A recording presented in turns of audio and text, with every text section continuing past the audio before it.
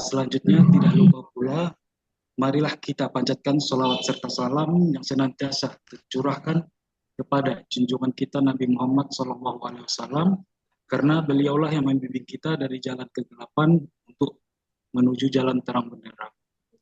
Yang terhormat Bapak Rektor Universitas Labuan Batu, Bapak Asosiat Prof. Ade Perlawanan Sarjana PhD, yang mana pada pagi hari ini diwakili oleh Wakil Rektor 2 Universitas Labuan Batu, Bapak Dr. Zulkifli Musanif Effendi Siregar Eskom MM, yang terhormat Bapak Profesor Dr. Mudatsir MKes selaku Ketua LPPM Universitas Syah Kuala, yang terhormat Ibu Dr. Dokteranda Sulastri MSI selaku Wakil Kepala Pengabdian kepada Masyarakat Universitas Syah Kuala, yang kami hormati Ketua LPPM Universitas Labuan Batu, Ibu Asosiat Prof. Dr. Novilda Elizabeth Mustamu SPT MSI, yang kami hormati Bapak Ibu Wakil-Wakil Rektor di lingkungan Universitas Labuan Batu, yang kami hormati Bapak Ibu Dekan dan Direktur Pasca Sarjana di lingkungan Universitas Labuan Batu, yang kami hormati Bapak Ibu Kepala Program Studi di lingkungan Universitas Labuan Batu, dan yang kami hormati Bapak Ibu seluruh dosen tetap di lingkungan Universitas Labuan Batu. Baik Bapak dan Ibu yang kami hormati, selanjutnya untuk mengambil berkah dan hikmah pada kegiatan kita pada pagi ini, marilah kita memanjatkan doa yang akan dipimpin oleh Saudara Ali Akbar Ritonga STMKOM. Kepada Saudara Ali Akbar kami persilakan. Baiklah, terima kasih Bapak Dimas. Assalamualaikum warahmatullahi wabarakatuh. Waalaikumsalam warahmatullahi wabarakatuh. Baiklah, saya akan membawakan doa secara Islam dan kepada saudara-saudara yang lain yang memiliki agama atau kepercayaan lain untuk dapat menyelesaikan. Astaghfirullahaladzim, astaghfirullahaladzim. A'udzu billahi minasyaitonir rajim. Bismillahirrahmanirrahim. Alhamdulillahi rabbil alamin, hamdan syakirin, hamdan na'imin, hamdan yu'afihu ni'amahu wa yukafihu majidah. Ya Rabbana lakal hamdu kama yanbaghi li dzalalikal karim wa azimis sultanik. Allahumma Rabbana ya Rabbana taqabbal minna du'ana innaka antas samiul alim wa tub alaina ya Allah innaka antat tawwabur rahim. Ya Allah, ya Tuhan kami, dengan mengucapkan puji dan syukur kami kepadamu ya Allah, berikanlah ridho atas apa yang akan kami kerjakan pada siang hari ini ya Allah. Ya Allah, ya Rabbana, acara ini ditunjukkan tidak lain hanya untuk memperoleh ridhomu semata ya Rabbana ya Rabbal Alamin. Rabbana atina fid dunya hasanah wa fil akhirati hasanah wa qina adzaban nar walhamdulillahi rabbil alamin. Assalamualaikum warahmatullahi wabarakatuh. Waalaikumsalam warahmatullahi wabarakatuh. Terima kasih kami ucapkan kepada Saudara Ali Akbar. Selanjutnya yaitu sambutan dari Ketua LPPM Universitas Labuan Batu yang akan disampaikan oleh Ibu Asosiat Prof. Dr. Novilda Elizabeth Mustamu SPT MSI. Kepada Ibu kami persilakan. Ya baik, terima kasih. Selamat pagi, salam sejahtera buat kita semua. Yang saya hormati Bapak dan Ibu narasumber, Bapak Prof. Dr. Mudatsir MKes dan Ibu Dr. Dokteranda Sulastri MSI, kemudian juga Bapak WR2 yaitu Bapak Dr. Zulkifli Musanif Siregar, kemudian Bapak Ibu Dekan, Kaprodi dan Direktur Pasca, juga seluruh Bapak Ibu dosen di lingkungan Universitas Labuhan Batu. Kita memanjatkan puji syukur kepada Tuhan Yang Maha Esa bahwa pada hari yang berbahagia ini kita semua masih diberikan kesehatan sehingga kita bisa mengikuti kegiatan. Semoga kegiatan yang akan dilaksanakan pada pagi hari ini sampai dengan siang nanti dapat berjalan dengan baik. Bapak Ibu sekalian yang saya hormati, kita mengetahui bahwa untuk melakukan suatu kegiatan penelitian dan maupun kegiatan pengabdian pada masyarakat, kita diharuskan membuat peta jalan penelitian ataupun PKM, di mana untuk menjadi suatu arah dan pedoman dalam pelaksanaan kegiatan tersebut. Nah, diharapkan pada kegiatan pagi hari ini melalui kedua narasumber yang kita berharap dapat memberikan suatu atau menambah ya wawasan dan pengetahuan kita di dalam membuat peta jalan atau roadmap penelitian maupun pengabdian kepada masyarakat. Bapak Ibu, yang kita ketahui bahwa dalam membuat roadmap ini nantinya kita mengetahui ada komponen yang harus disiapkan, yaitu aktivitas riset atau PKM yang telah dilakukan sebelumnya dan juga aktivitas riset atau PKM yang dilakukan pada periode saat ini maupun nantinya aktivitas atau riset atau aktivitas riset atau PKM pada periode berikutnya atau yang akan dilakukan. Nah, diharapkan Bapak Ibu outcome daripada kegiatan kita pada hari ini adalah bagaimana nantinya di dalam menyusun sebuah proposal, baik itu proposal hibah internal dan proposal hibah eksternal, baik yang diselenggarakan oleh DRTPM maupun lembaga atau institusi lainnya, diharapkan Bapak Ibu semuanya kita mumpuni di dalam membuat roadmap. Karena di dalam sebuah proposal penelitian maupun PKM itu diharapkan ada roadmap penelitian maupun PKM yang menjabarkan nantinya itu bisa menjadi suatu pijakan Bapak Ibu dalam melakukan kegiatan tersebut. Dan nantinya juga roadmap ini akan mengerucut kepada kepakaran Bapak Ibu semua, ya kita semua di dalam melakukan kegiatan penelitian, sehingga Bapak Ibu juga dapat berkolaborasi dengan keilmuan lainnya sehingga kita mendapatkan penelitian yang sesuai dengan arahan daripada rencana induk riset nasional. Baik Bapak Ibu, kita juga berharap dari kegiatan-kegiatan yang kita lakukan di LPPM sebagai informasi kepada Bapak kedua narasumber kita pada pagi hari ini di ULB, Prof. dan Prof. Mudatsir dan Dr. Sulastri di ULB, kami belum ada yang mendapatkan atau memiliki ya paten ya.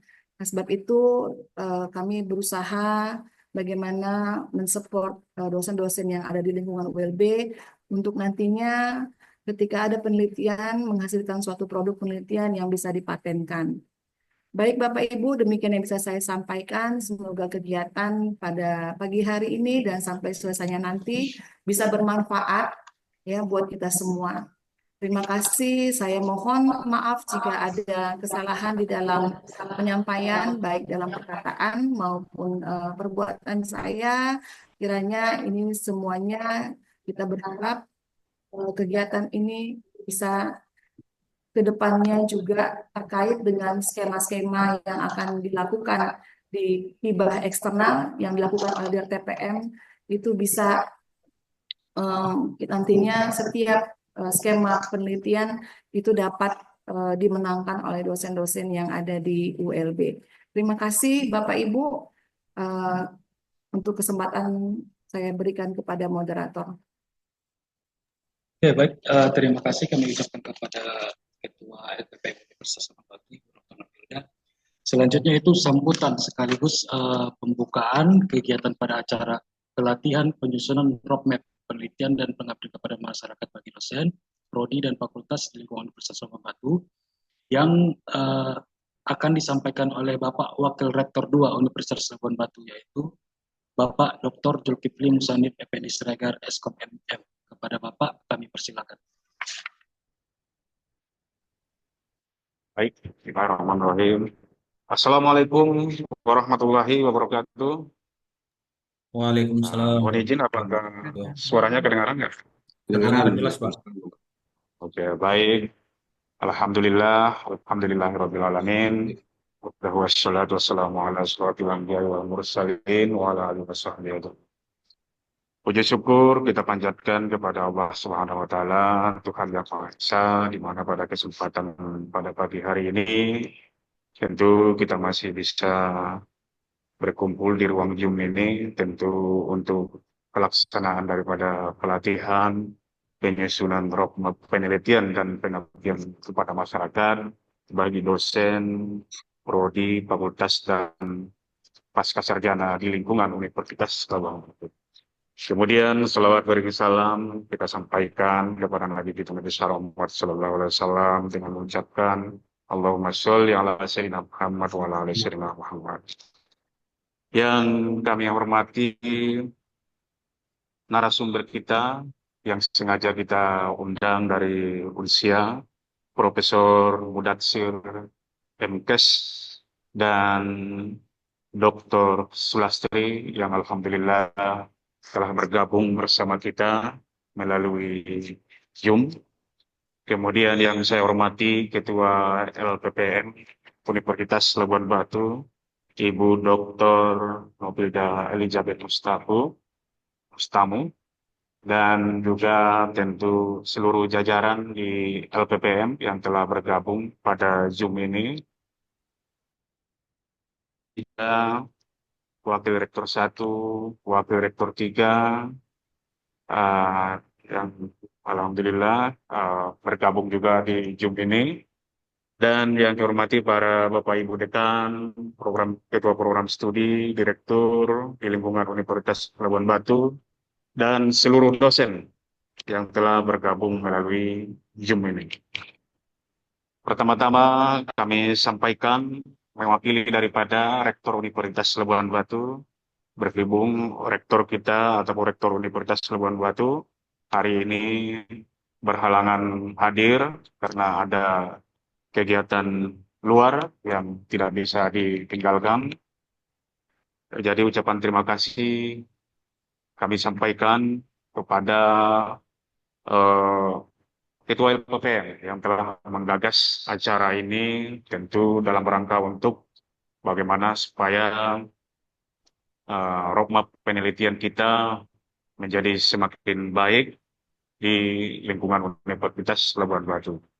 Tentu dengan adanya roadmap penelitian yang sudah terbakukan nantinya, seperti yang disampaikan oleh Ketua LPPM tadi, tentu ini harapannya menjadi pedoman bagi kita semua agar penelitian dan pengabdian kepada masyarakat yang dilakukan di Universitas Labuan Batu ini semakin terarah, ya, semakin terarah.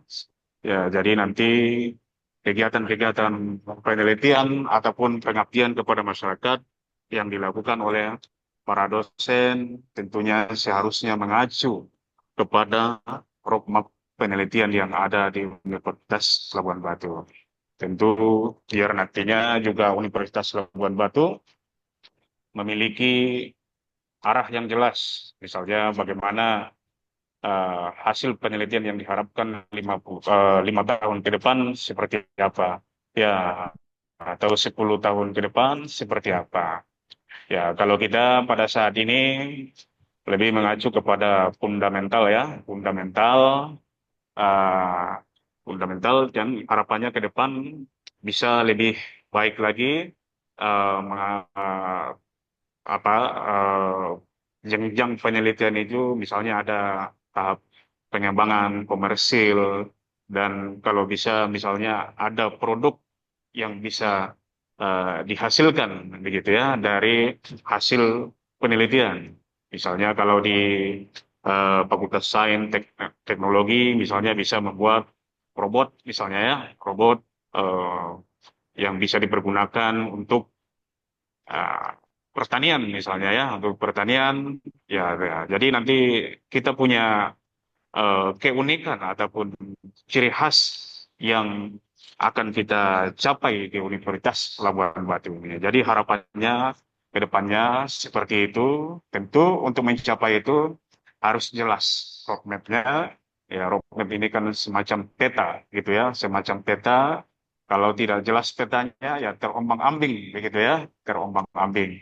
Jadi kalau semakin jelas roadmap-nya, tentu hasil yang diharapkan juga akan semakin baik.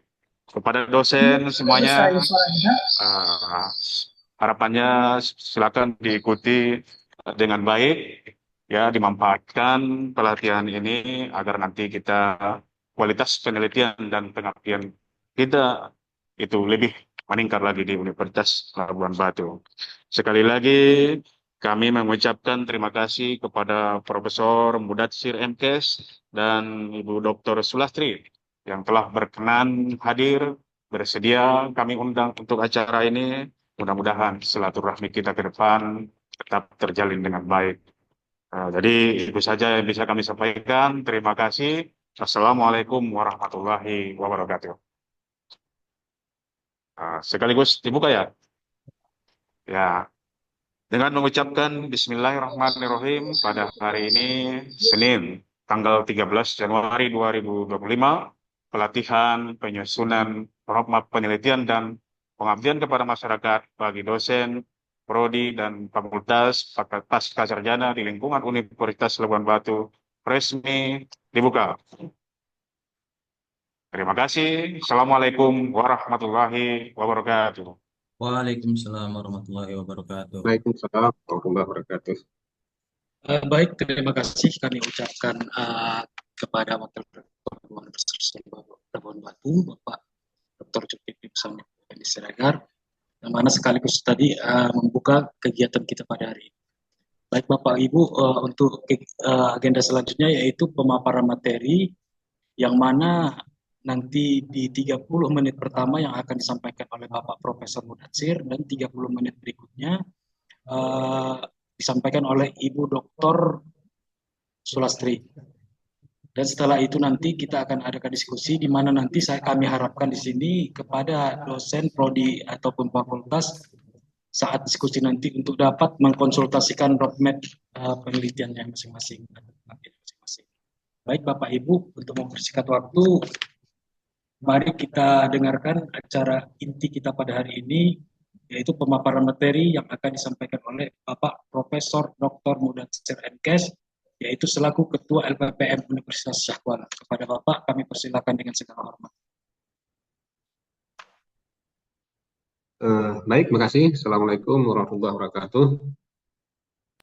Pertama-tama, kehormatan saya kepada pimpinan Universitas Labuan Batu, ada Dr. Muslanif Siregar, ada WR1, WR3, Ketua LPPM, juga seluruh mungkin dosen ULB yang telah berhadir pada hari ini. Mungkin sekali lagi khusus kepada Ketua LPPM, Associate Profesor Novida, terima kasih atas undangannya kepada kami. Mungkin ini adalah salah satu dari MOU yang telah kita laksanakan beberapa waktu yang lalu. Ini adalah salah satu implementasi dari MOU tersebut ya. Mungkin beberapa waktu yang lalu juga sudah kita lakukan tentang pengelolaan jurnal. Maaf untuk yang untuk siapa nih yang host, mohon dikasih izin ke saya untuk bisa share materi PPT. Pak Yasir, Pak. Bisa Pak, silahkan bisa di-share langsung. Sudah bisa di-share langsung Pak. Ini masih host disable participant screen share. Coba ini sekali lagi. Ini di saya waktu share-nya masih muncul host disable participant. Oh, iya.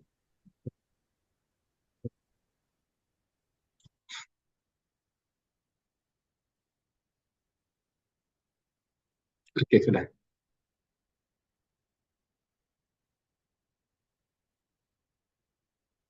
Oke, sudah nampaknya PPT saya? Sudah kelihatan Pak. Ya, sudah Prof. Sudah tampil. Baik ya, sekali lagi terima kasih. Mungkin saya di sini walaupun sebagai ketua LPPM bukan berarti tahu semuanya ya. Nah, jadi kita mungkin bisa diskusi lagi nanti tentang hal-hal yang berhubungan dengan roadmap ini. Ya. Jadi penyusunan roadmap mungkin sedikit ini adalah CV saya, ya ini profil saya di Scopus, ini ya di Google Scholar. Oke, baik. Ini kalau sebelum ke sana mungkin kalau kita lihat di di buku panduan proposal PTN tahun 2024, tujuan PTN adalah itu dikatakan untuk menghasilkan PTN pengabdian masyarakat sesuai dengan Permendikbudristek ya nomor 53, yaitu menjamin PTN itu unggul spesifik. Jadi nanti tiap universitas mungkin ada ya kutip unggulan-unggulannya, kemudian juga meningkatkan kapasitas PTN dan pengabdian, kemudian mencapai mutu sesuai dengan target, kemudian juga bla bla resusnya. Ini ada sampai 8 ya di buku panduan tersebut. Ini saya coba buka website OLB. Di sini ada bahwa sebenarnya dari visi misi diturunkan ke Renstra universitas, turun ke Renstra fakultas, program pascasarjana, juga ke Renstra dari PPM ya. Nah, jadi visi misi ini kita turunkan menjadi ya biasalah ya, kalau kita di perguruan tinggi ada PS MTS ya, sampai ke visi misi tujuan sampai ke sasaran ya. Nah, ini adalah mungkin sedikit saya coba lihat visi misi ya. Ini kalau struktur LPPM juga saya dapatkan dari web. Nah, kembali ke dasar kita bahwa kita sebagai pelaksana Tridharma perguruan tinggi, salah satunya adalah penelitian. Nanti untuk fokus untuk pengabdian itu akan disampaikan oleh Bu Srasri. Ini adalah Tridharma. Nah, dalam melaksanakan penelitian ini ya, kalau kita lihat kepada tahapannya seperti dikatakan oleh tadi Pak WR 2 tadi, bahwa riset itu kalau berdasarkan TKT-nya ya, tingkat terapan teknologi itu ada TKT 1 sampai TKT 9 ya. Jadi ketika kesiapan teknologi dari TKT 1 sampai 3 itu adalah riset dasar ya, outputnya adalah publikasi. Kalau terapan mungkin ya prototype, kemudian yang riset pengembangan itu sudah ke produk ya.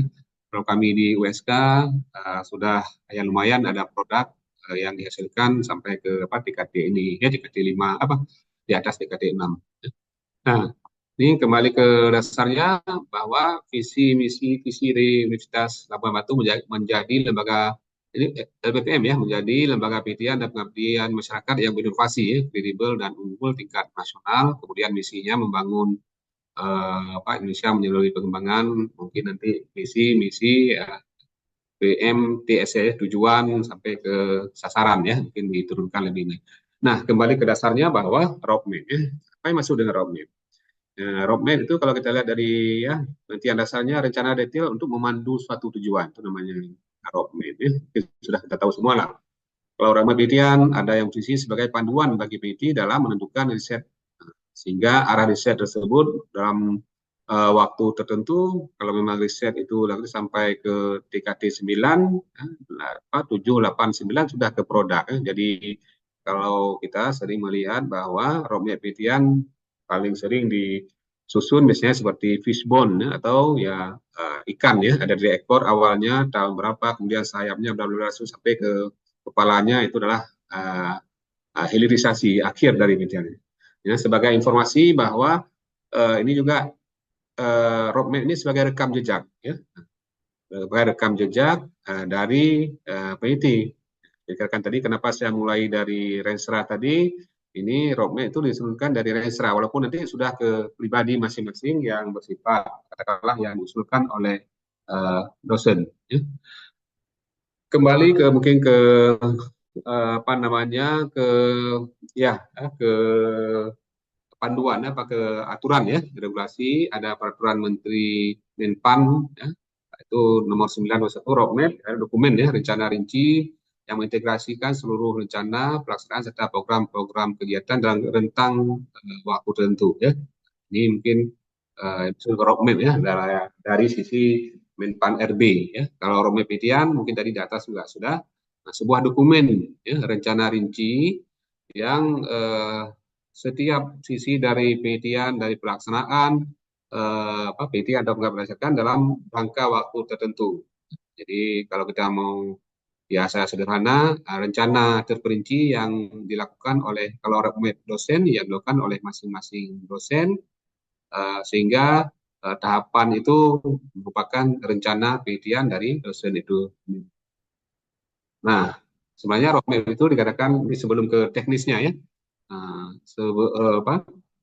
roadmap penelitian itu bukan rencana jangka pendek ya, melainkan jangka panjang, bisa sampai 20 tahun misalnya. Atau bisa saja nanti roadmap penelitian itu dalam satu waktu, ya, dalam satu waktu misalnya sudah selesai satu, bisa saja kita mulai dengan hal yang baru. Kalau memang dalam roadmap penelitian dari awal sampai ke hilir atau ke kepala, kalau kita model ikan tadi sudah tuntas, maka kita mulai dari baru. Kalau memang aktifnya tidak ada hubungannya dengan penelitian terdahulu. Tapi biasanya seorang peneliti pasti terkait dengan penelitian-penelitian sebelumnya ya, pasti ada. Setelah kita lakukan penelitian, bahkan timbul pertanyaan baru lagi. Ya. Siapa saja yang menyusun dasar ya? Jadi semua lembaga, orang atau katakanlah dosen yang akan melaksanakan penelitian. Bagi dosen, bagi mahasiswa, bagi lembaga, itu perlu roadmap. Oleh karena itu, dengan adanya roadmap itu akan membantu kita dalam penelitian sehingga terfokus dan terstruktur. Ya. Kenapa dikatakan terfokus? Karena yang kita tekuni kalau nanti pada sisi dosen adalah topik-topik penelitian yang sebelumnya awalnya dari mana sudah sampai sekarang dia lakukan. Disebut struktur karena tahapannya terinci. Tahun 2023 yang lalu misalnya apa, 2024 apa yang kita lakukan sampai nanti sampai ke PKT 789 ya, kalau memang bisa menghasilkan produk. Ini adalah misalnya ini satu misalnya apa suatu roadmap ya, misalnya ada fokus riset unggulan misalnya di ULB apa yang menjadi unggulan. Ya, jadi ketika kita memilih unggulan berarti di ULB itu punya sumber daya manusia atau SDM, ada dosen memang yang fokus di bidang tertentu.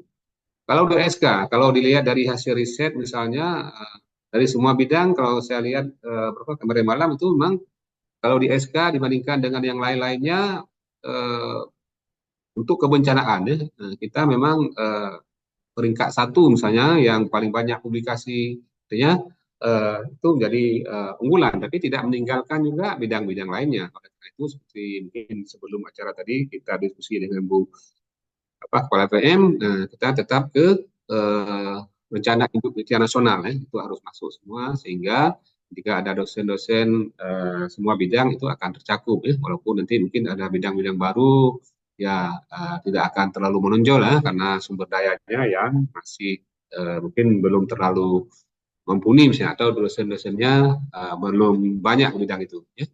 Nah, untuk roadmap, nah saya mungkin sedikit ingin. Nah, dalam penilaian proposal ya, saya kebetulan juga salah satu yang menilai proposal di RTPM, ya, di samping karena kami adalah PTNBH, satu penilai adalah internal, lagi kita cari di eksternal. Ini di roadmap itu kalau Bapak Ibu lihat di sini, ini bisa Bapak Ibu lihat di panduan penelitian di RTPM tahun 2024. Nah, itu salah satu butiran yang dinilai atau salah satu komponen lain adalah peta jalan, roadmap. Jadi kalau untuk penelitian dasar, fundamental, PDKM, bla bla, ini kalau terapan itu roadmap mungkin bobotnya nggak terlalu tinggi, tapi kalau yang penelitian dasar, ya, pemula, ini sampai 15 ya, 15. Jadi kalau di roadmap itu tidak ada roadmap, misalnya Bapak Ibu mengusulkan penelitian, maka nilai maksimum 15 kali 4, berarti di sini akan ada 60 ya. 60 nilai ini sudah hilang kalau kita tidak punya roadmap di dalam proposal yang kita usulkan.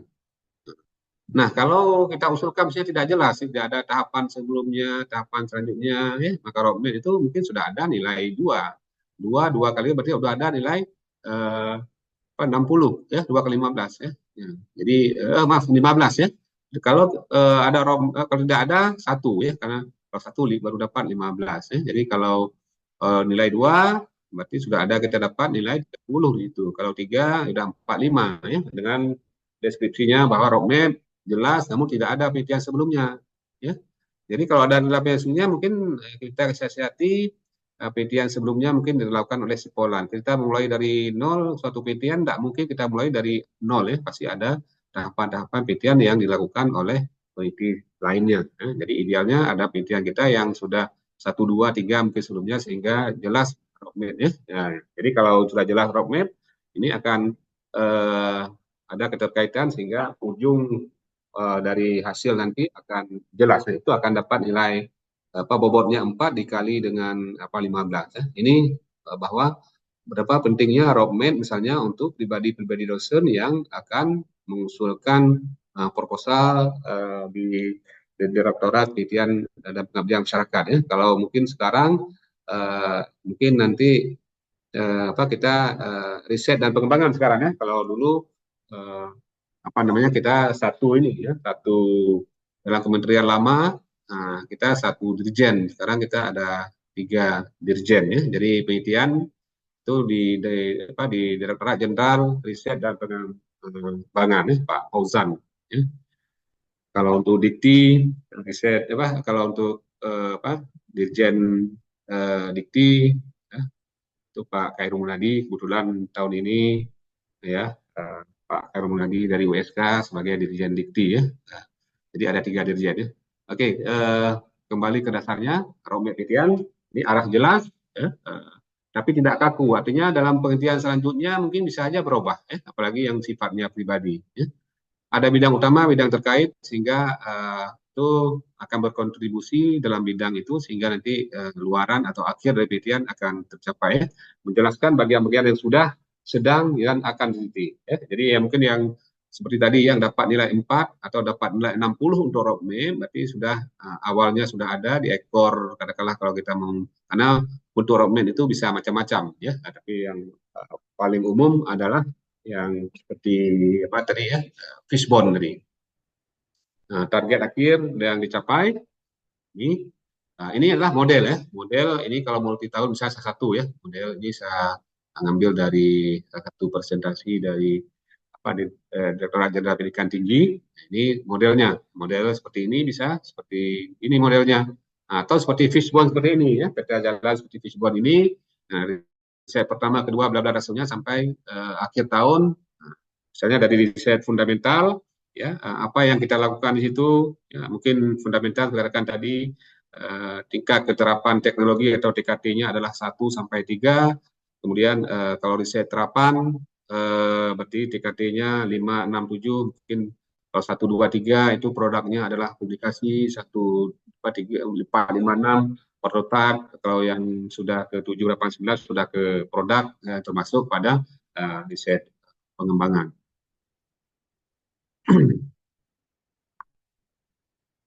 Oke, apa yang harus ada dalam pada roadmap ya? Ini jadi roadmap tadi tahapan ya, tahapan dari aktivitas seorang peneliti dalam melakukan penelitian itu bisa dilihat dari roadmap ya. Kemudian ada target capaian, ya.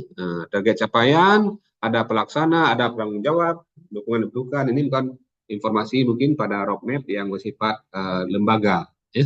Artinya ada penanggung jawab, target yang akan dicapai apa, tapi nanti yang perorangan bisa bersifat pribadi, itu artinya arah penelitian masing-masing dosen. Nah, penyusunan roadmap penelitian itu harus memperhatikan satu adalah bidang keahlian. Jadi bidang keahlian ini sangat penting karena nanti kan misalnya di ULB akan menyusun roadmap penelitian, dilihat sekarang misalnya arah penelitian kemana yang lakukannya menonjol, itu bisa dilihat dari publikasi yang sudah ada mungkin di bidang tertentu di ULB mana yang menonjol. Artinya bukan berarti meninggalkan yang lainnya, itu adalah jadi prioritas karena itu akan jadi unggulan bagi ULB nanti. Jadi kalau dalam akreditasi misalnya kalau tingkat prodi misalnya asesor akan menanyakan ya, misalnya ke tingkat prodi, apa keunggulan dari prodi ini? Kalau kami misalnya saya kebetulan di Fakultas Kedokteran, misalnya apa keunggulan? Misalnya kami unggul di bidang misalnya kedokteran tropis dan family medicine. Ya. Ketika bidang tropis, kalau penelitian bisa kita tunjukkan bahwa ada sekian banyak publikasi yang bidang itu. Jadi menyesuaikan dengan keunggulan itu dengan sumber daya. Juga prioritas PTN. Prioritas PTN kalau sekarang misalnya ada 9 atau 10 tren PTN nasional itu juga harus kita masukkan, walaupun mungkin di ULB mungkin belum ada bidang-bidang tertentu, mungkin ada ULB mungkin ke depan 2-3 tahun ke depan ada pengembangan katakanlah pendirian fakultas atau prodi baru, itu juga harus tercakup. Tapi tadi sifatnya fleksibel ya. Nah, jadi kita sebenarnya kalau menyusun roadmap PTN juga kembali kepada roadmap PTN Direktorat Jenderal Pendidikan Tinggi. Ya. Kalau memang demikian nama kartu nanti ya. Namun kalau untuk kami sendiri untuk 2005 ini masih menunggu ya, karena roadmap PTN itu sampai 2024. Jadi 2025 kutip roadmap yang merujuk pada PTN Direktorat Pendidikan Tinggi itu belum turun ya. Jadi sementara kita lakukan ya seperti arah PTN sebelumnya.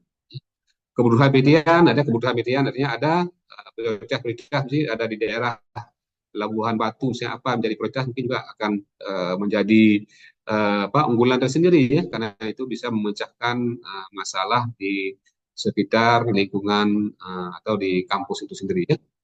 Juga perlu diberikan ketersediaan peralatan dan yang dibutuhkan. Jadi tidak hanya kepada lakukan ya sumber daya ada, tapi tidak sedia alat, mungkin salah satu yang bisa kita lakukan adalah kolaborasi. Ya. Nah, ini tidak ada di tempat kita, mungkin apa yang bisa dilakukan di tempat kita lakukan, tapi ada misalnya di sentra PTN lainnya yang bisa lakukan ada alat, bisa dengan kolaborasi. Ya. Jadi kita sekarang tidak ada istilahnya kayak sendiri. Ya. Nah, jadi ada banyak program yang bisa kita lakukan dengan berkolaborasi. Nah, kembali ke dasarnya tadi bahwa apa tujuan roadmap itu ya? Memberi informasi tentang prioritas riset. Ya. Jadi prioritas riset apa yang menjadi prioritasnya di ULB? Membantu kebutuhan kolaborasi, menginformasi seluruh kebutuhan riset dan meningkatkan teknologi terkini. Nah, tujuan dari apa tadi ya prioritas riset ya. Kalau kembali ke nasional misalnya ini ya prioritas nasional sampai 2024 ya. Jadi 2025 mungkin tidak jauh berbeda lah. Pangan mungkin tetap juga akan jadi kebutuhan utama bagi program presiden kita ya tentang makanan bergizi itu akan jadi prioritas juga, artinya menghubungkan dengan pangan. Jadi kembali tadi bahwa prioritas itu memberi informasi prioritas riset ya. Bisa disebut bahwa roadmap memberi petunjuk mengenai topik riset apa yang akan dijadi prioritas. Maka oleh karena itu dosen di bidang ilmunya itu diharapkan memprioritas riset bidang tersebut. Ya. Pada sisi lain, roadmap juga akan membantu topik-topik mana yang perlu dijadikan prioritas agar tujuan pribadi maupun lembaga atau pribadi ini karena tadi ya dosen ya akan menyusun proposal nanti akan menyesuaikan dengan roadmap lembaga, kemudian di atasnya mungkin jadi enggak itu prioritas nasional. Nah, kalau kita lihat sih yang ini karena yang prioritas nasional 2020-2024 inilah ketahanan pangan, ya, energi terbarukan, obat, ya.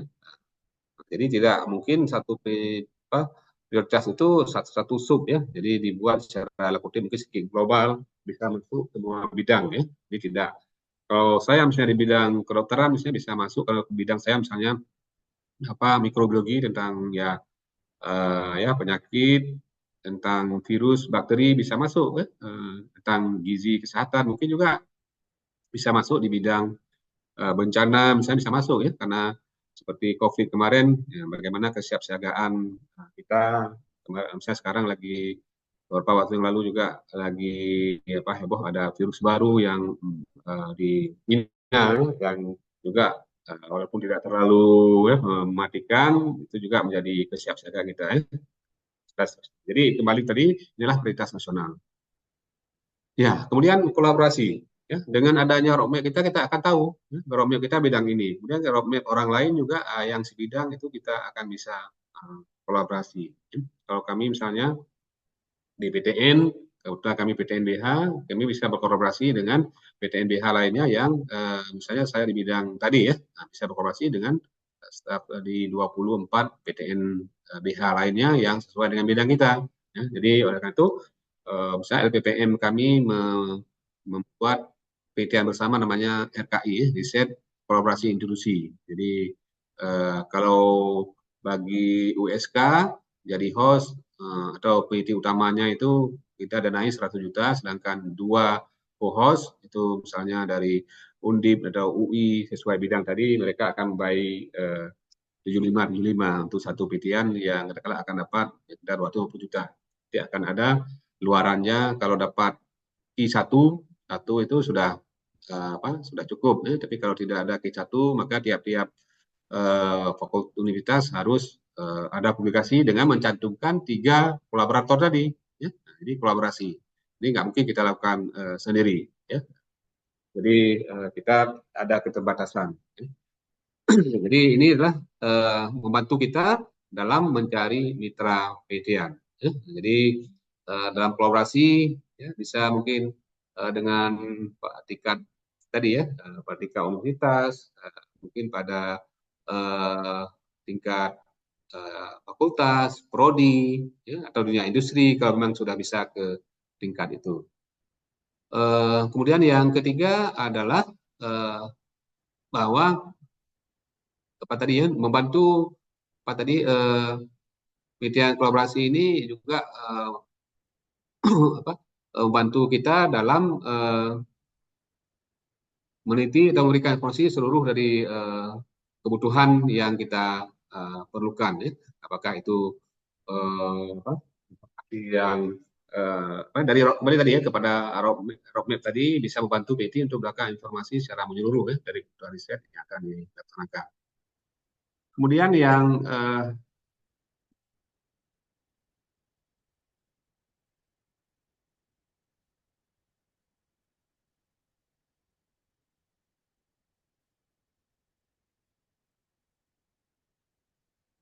ini saya terkendala sedikit nih. Bentar Pak Ibu ya, ini sepertinya ada masalah di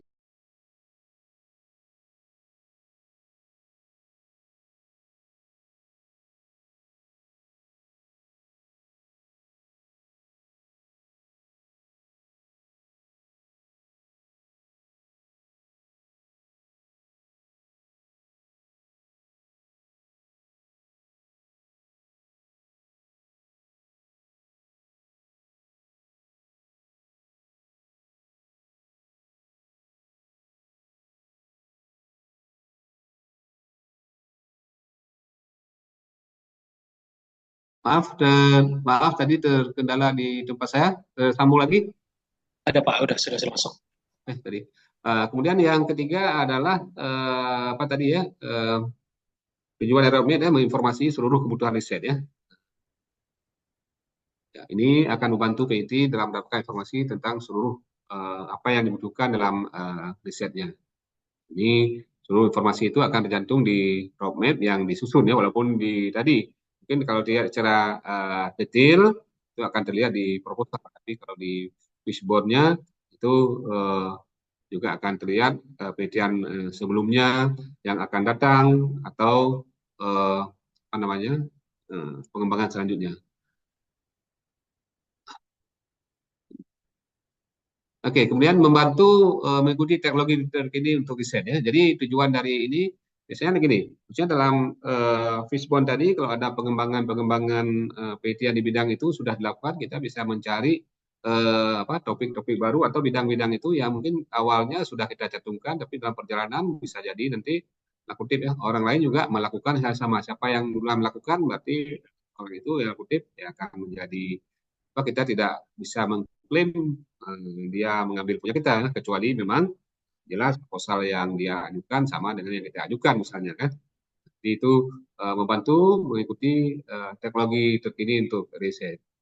Jadi oleh karena itu kalau suatu roadmap katakanlah yang dari awal sampai akhir sampai 20 tahun atau 15 tahun atau berapa tahun lah sampai ke tingkat menghasilkan produk, kita bisa memprediksi dalam rangka waktu sekian tahun bagaimana perkembangan teknologi di bidang kita ini, sehingga topik-topik PTN yang akan kita lakukan itu bisa digunakan supaya tidak ketinggalan zaman. Nah, kembali ke ini tadi bahwa bagaimana cara membuatnya. Ya.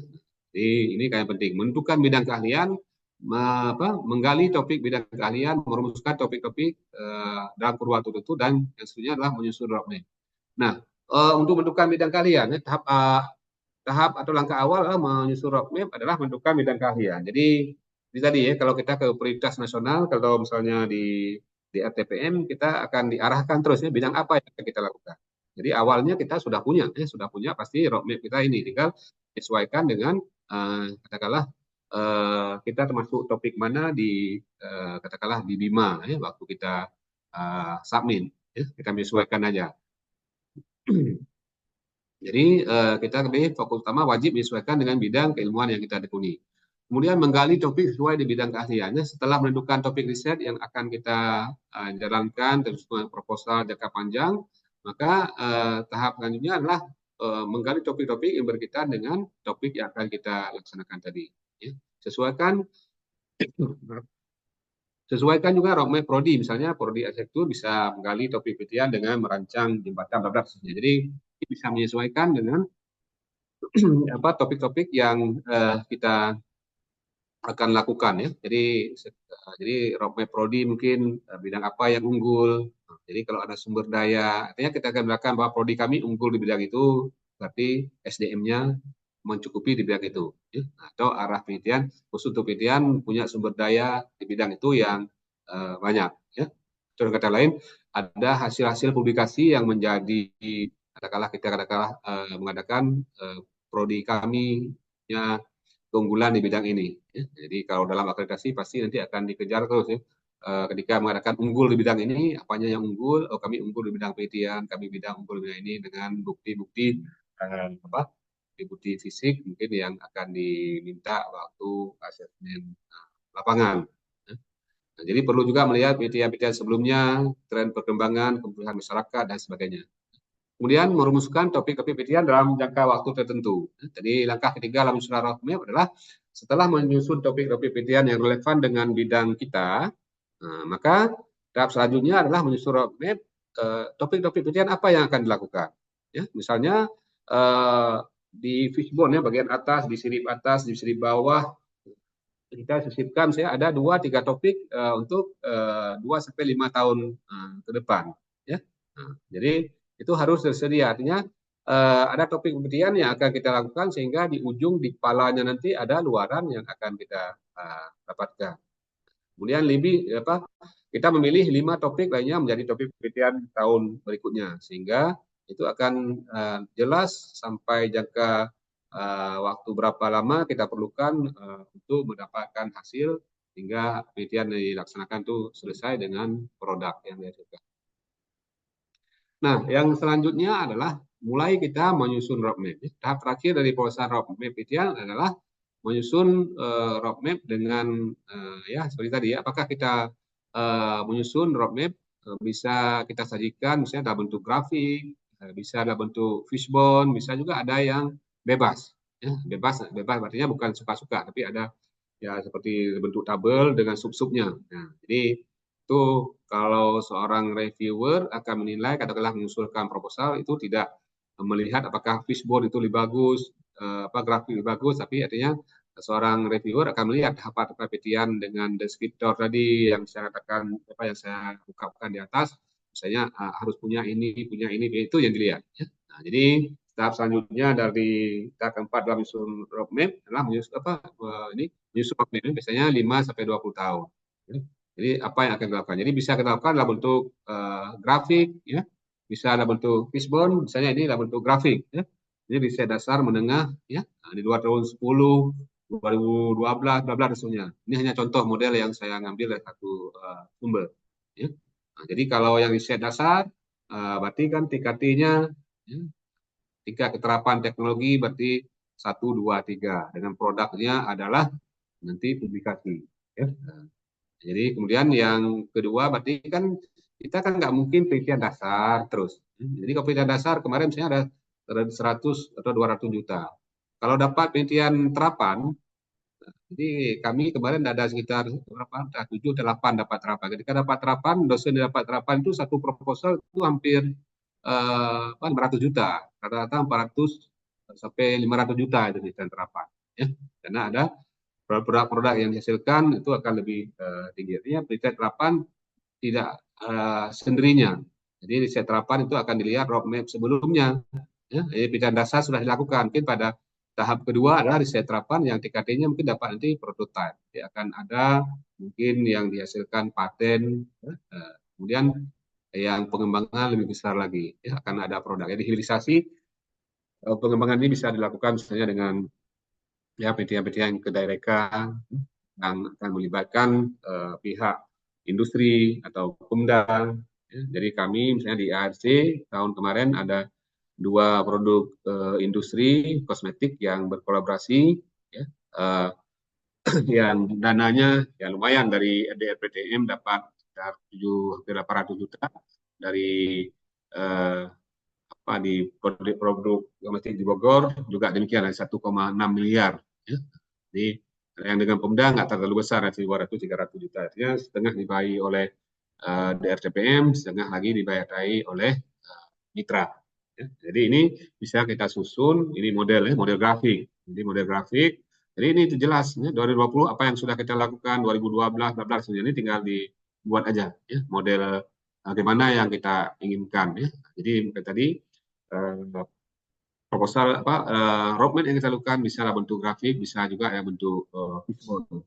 Ini cara yang kedua yang kita susun adalah penyajian roadmap menggunakan visual sesuai dengan namanya, itu adalah aliran data dari kiri ke kanan, dari ekor ke kepala, sehingga ya penampilannya ya seperti duri atau ya tulang ikan, makanya dinyatakan dengan fishbone. Ya.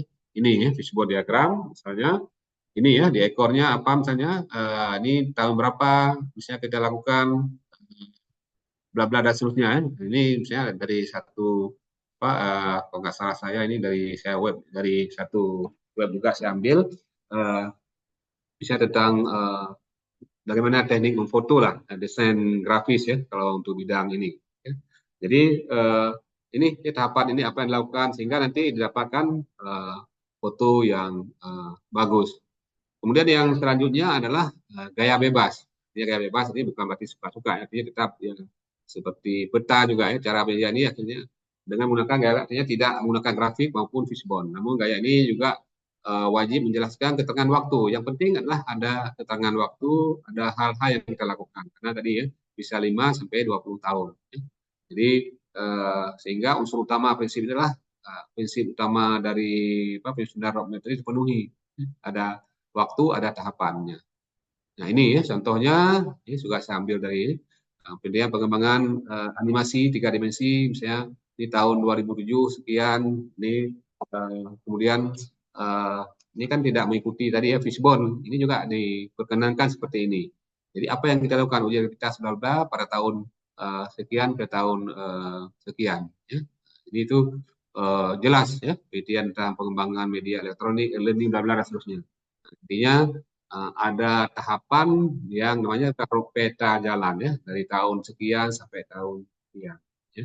Ini yang disebut kalau pada yang saya kutip ini apa tadi penyajian dengan gaya bebas, tidak seperti apa tadi yang pertama adalah grafik, fishbone. Ini juga seperti ini, yang gaya seperti gaya bebas ini lebih rinci karena ada bagian-bagian yang bisa kita jelaskan. Kalau ini misalnya tahun sampai tahun 5 tahun ke depan, ya.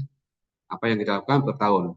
Nah, saya beberapa kali sering membuat seperti ini, ya, karena kalau menurut saya itu lebih jelas tahapan apa yang kita lakukan. Kalau yang tadi kadang-kadang memang bisa ya harus dibuat lebih kecil lagi. Kalau kita buat seperti fishbone, kadang-kadang kita harus buatlah bentuk landscape. Ya, kalau kita hasil yang kita buat itu bisa dibaca. Jadi roadmap satu sekian apa yang kita lakukan. Ya. Ini yang kedua asesmen bla bla seterusnya. Ini yang fishbone tadi ya. Oke, mungkin karena ini sudah 29 menit, jadi kesimpulannya adalah penyusunan roadmap yang sangat penting untuk meningkatkan efektivitas dan efisiensi dari penelitian yang akan dilakukan.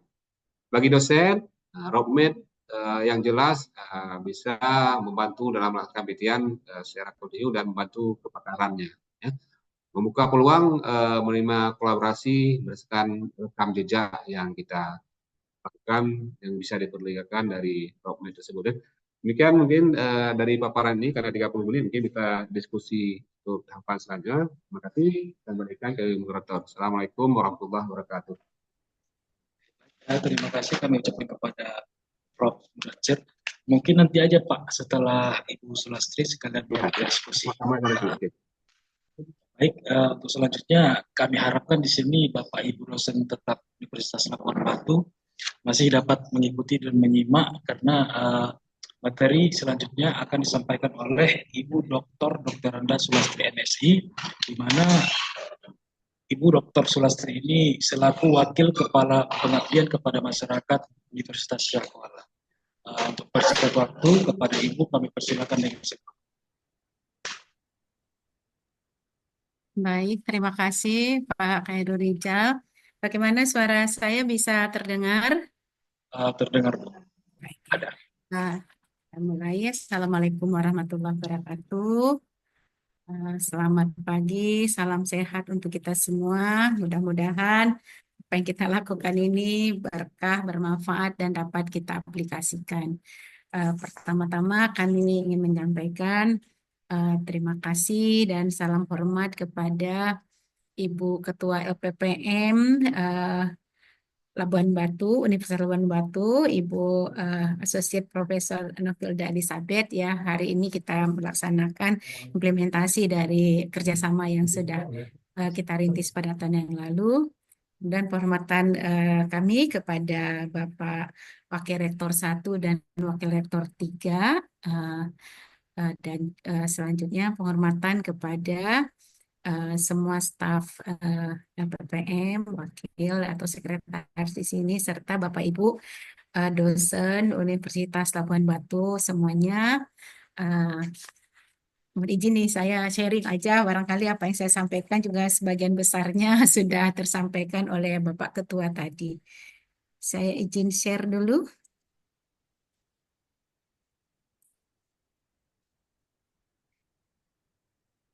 Sudah terlihat slide-nya? Sudah ada Bu, sudah tampil. Sudah ya. Baik. Saya mungkin sharing saja tentang penyusunan roadmap pengabdian kepada masyarakat ya. Barangkali apa yang saya sampaikan ini juga belum sesuatu hal yang sangat sempurna, tapi kita bisa saling melengkapi untuk menghasilkan hal yang bermanfaat dari hilirisasi hasil riset kepada masyarakat ya. Masyarakatnya bisa masyarakat yang berada di dalam lingkungan kampus dan juga di luar kampus. Ini sedikit profil saya. Saya backgroundnya dari pendidikan kimia, tapi S3 saya kemarin itu saya mengambil general education khusus untuk mempelajari bagaimana value ya berpengaruh untuk pembentukan karakter untuk di perguruan tinggi dan untuk di pendidikan secara umum. Nah, ini sedikit barangkali riwayat pendidikan dan jabatan saya. Saya dengan Universitas Sumatera Utara, ya ada hubungan emosional ya dengan Labuan Batu juga barangkali ya. Karena saya S2-nya di Medan. S3 saya di UPI, General Education, konsentrasi bidang pendidikan karakter, dan ini beberapa pengalaman yang telah kami lalui. Diawali 2025 ya menjadi Kepala Laboratorium Kimia, kemudian Ketua Program Studi, Pembantu Dekan, dulu namanya sekarang Wakil Dekan, kemudian Kepala Pusat Pengembangan KKN, Sekretaris LPPM, dan sekarang ini saya diminta membantu Prof. Mudasir sebagai Wakil Ketua LPPM bidang pengabdian masyarakat. Nah, saya memulai Bapak Ibu ya dari visi misi LPPM Labuan Batu. Jadi saya lihat di visinya ini sudah bagus sekali ya, menjadi lembaga penelitian dan pengabdian masyarakat yang berinovasi, kredibel, dan unggul di tingkat nasional. Jadi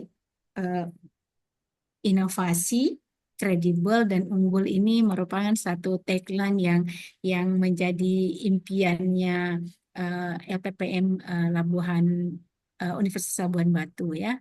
melalui riset yang berlandaskan nilai-nilai Pancasila. Ini juga bagus sekali ininya, tanjak ya, transparan, akuntabel, integritas, jiwa wirausaha, akhlak, dan kredibel. Saya melihat ada satu tantangan yang besar dan peluang yang juga sangat luar biasa yang dimiliki oleh khusus ya daerah tingkat 2 Labuhan Batu itu untuk pengembangan sektor wirausaha. Nanti saya kaitkan dengan potensi yang ada di Labuan Batu. Ini hasil browsing saya lihat di web Bapedanya Labuan Batu. Sekadar informasi Bapak Ibu bahwa kami Universitas Syah Kuala itu pada periode yang saat ini untuk dasar roadmap pengembangan penelitiannya itu mengacu kepada Renstra Pengabdian pada Masyarakat Universitas Syah Kuala, di mana pada tahun ini kami ini sedang melakukan evaluasi capaian Renstra untuk melihat kembali dan menganalisis kembali kekuatan, kelemahan, tantangan, dan ancaman yang kami miliki untuk pengembangan Renstra USK 2026-2030 yang akan datang. Nah, untuk saat ini roadmap pengabdian pada USK kami masih mengacu kepada Renstra yang sudah ada ini. Ya,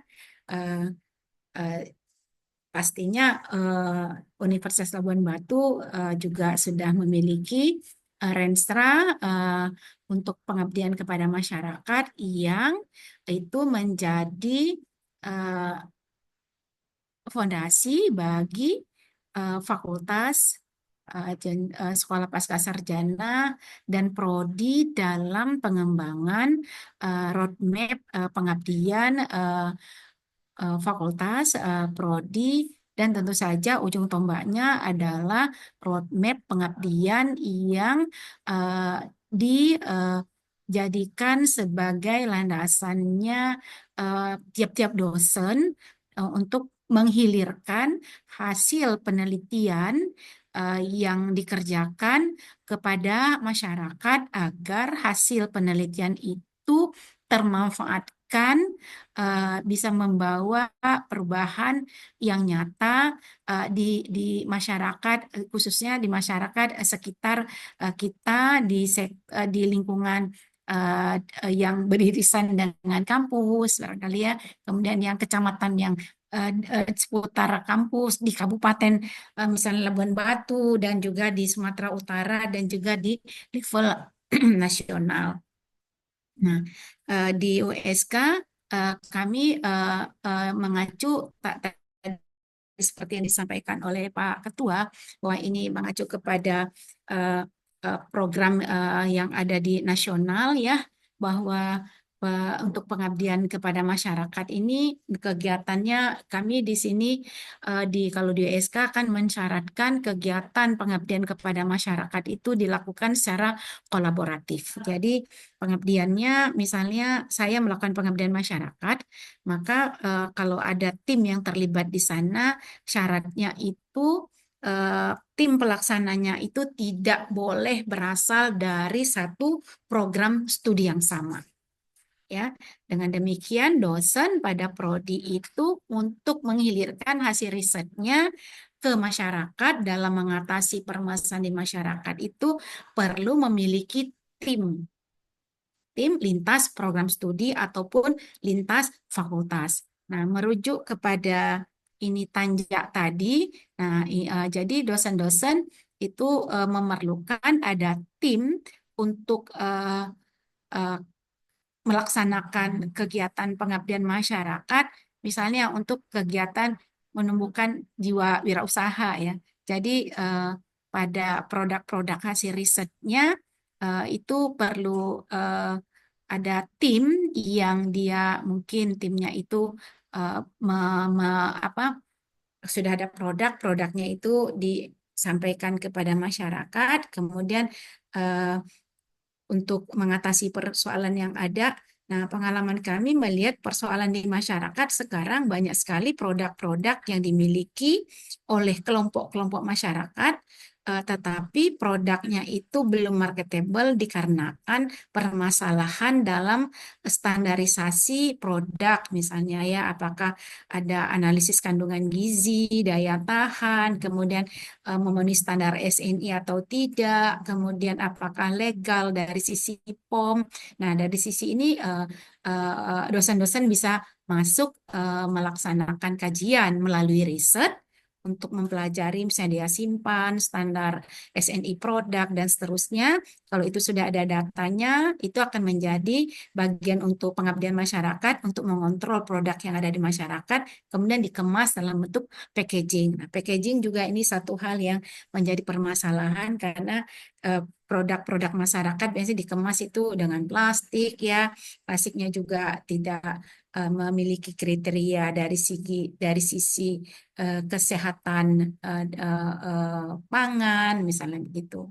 Kemudian bagaimana packaging yang bagus, kertas apa yang bisa dipakai. Nah, kita bisa masuk dari sisi itu dan membantu pengurusan administrasi agar dia memenuhi kaidah peraturan regulasi yang ada. Termasuk brandnya, pendaftaran merek. Nah, kalau itu sudah kita laksanakan, maka insya Allah kami pengalaman melihat bahwa dari satu produk yang dihilirkan ke masyarakat, kita bisa mendapatkan HKI beberapa macam ya dari satu tema pengabdian dari hasil riset. Oke, beralih ke sini. Kemudian tidak sporadis, artinya tidak dilakukan kemana-mana gitu ya, hanya fokus kepada permasalahan nyata yang ada di masyarakat. Jadi permasalahannya bukan dibangun oleh dosen berdasarkan asumsi dari pengamatan atau persepsi dosen tanpa melihat apakah itu adalah satu fakta yang realita yang sesungguhnya terjadi di masyarakat. Jadi alangkah eloknya bila dilakukan berbasis, kalau di Aceh kami menyebutkan kampung binaan, atau misalnya di sini berbasis desa binaan ya. Jadi ini yang menjadi hal yang perlu dipertimbangkan juga bagi kita ketika membuat roadmap pengabdian, agar roadmap itu dapat benar-benar dapat kita implementasikan. Kemudian untuk pengabdian kepada masyarakat, luarannya kami tidak mengharuskan publikasinya terindeks Sinta berapa gitu ya, tapi publikasinya dengan kualifikasi tertentu, misalnya dia kalau sekarang kan publikasi untuk produk pengabdian masyarakat itu yang diandalkan adalah melalui media massa. Media massanya bisa media sosial atau media cetak atau media televisi atau YouTube. Dan bisa juga mungkin TikTok ya, karena itu lebih cepat nyentuh kepada masyarakat. Harapannya pengabdian masyarakat itu bisa menjadi ATM ya bagi kelompok masyarakat lain untuk melakukan duplikasi. Jadi mereka bisa mengamati publikasi yang ada, kemudian bisa meniru, melakukan modifikasi sehingga bisa menghasilkan produk baru lagi. Nah, ini yang menjadi pedoman bagi kami dalam membuat roadmap pengabdian kepada masyarakat. Nah, ini tadi sudah disampaikan oleh Pak Ketua ya, bahwa kalau di penelitian, hasil penelitiannya itu diadopsi, kita data ya hasil-hasil risetnya apa, dan mengidentifikasi kebutuhan di masyarakat. Ada enggak masyarakat di sekitar kita yang mudah diakses, dan juga mereka memiliki komitmen untuk menerima hilirisasi produk kita dan bisa menggunakannya, meneruskan hasil misalnya alih teknologi itu ke mereka secara berkelanjutan, maka itu akan dilakukan hilirisasinya melalui pengabdian. Nah, harapannya tentu saja akan menambah capaian IKU dari perguruan tinggi. Ini ya, ini kita ambil dari kebijakan dari DRTPM ya. Untuk kegiatan yang dilakukan oleh LPPM, di Universitas Ciokala di LPPM, seperti yang kami sampaikan tadi bahwa pengabdian itu dilakukan berkelompok oleh dosen yang berada dari lintas prodi yang berbeda, dan pada kami punya 3 skema pengabdian di USK sekarang yang didanai dari sumber dana PTNBH, 3, dan ada 1 skema pengabdian yang pendanaannya mandiri oleh dosen, bisa dari dana dari program studi yang kegiatannya hasil hilirisasi riset dosen yang mudah diterapkan. Jadi karena pengabdiannya melibatkan dosen dari program studi yang berbeda-beda, kami menargetkan mahasiswa dari program-program studi itu terlibat dalam kegiatan pengabdian dosen untuk mereka belajar kehidupan bermasyarakat, belajar mengatasi permasalahan, dan terlibat untuk menghilirkan hasil riset dosen kepada masyarakat dengan pengakuan jumlah SKS tertentu. Jumlah SKS-nya sekurang-kurangnya 2 SKS yang kami namakan di sana adalah kegiatan KKN tematik pengabdian. Ya, kegiatan KKN tematik pengabdian yang dilakukan oleh pengabdi. Di sana juga berperan P3 KKN untuk memonef bagaimana mahasiswa terlibat, mahasiswa membuat logbooknya segala macam dalam rangka mensukseskan program Merdeka Belajar Kampus Merdeka. Jadi ini juga menjadi bahan pertimbangan dari kami dalam melaksanakan kegiatan pengabdian kepada masyarakat.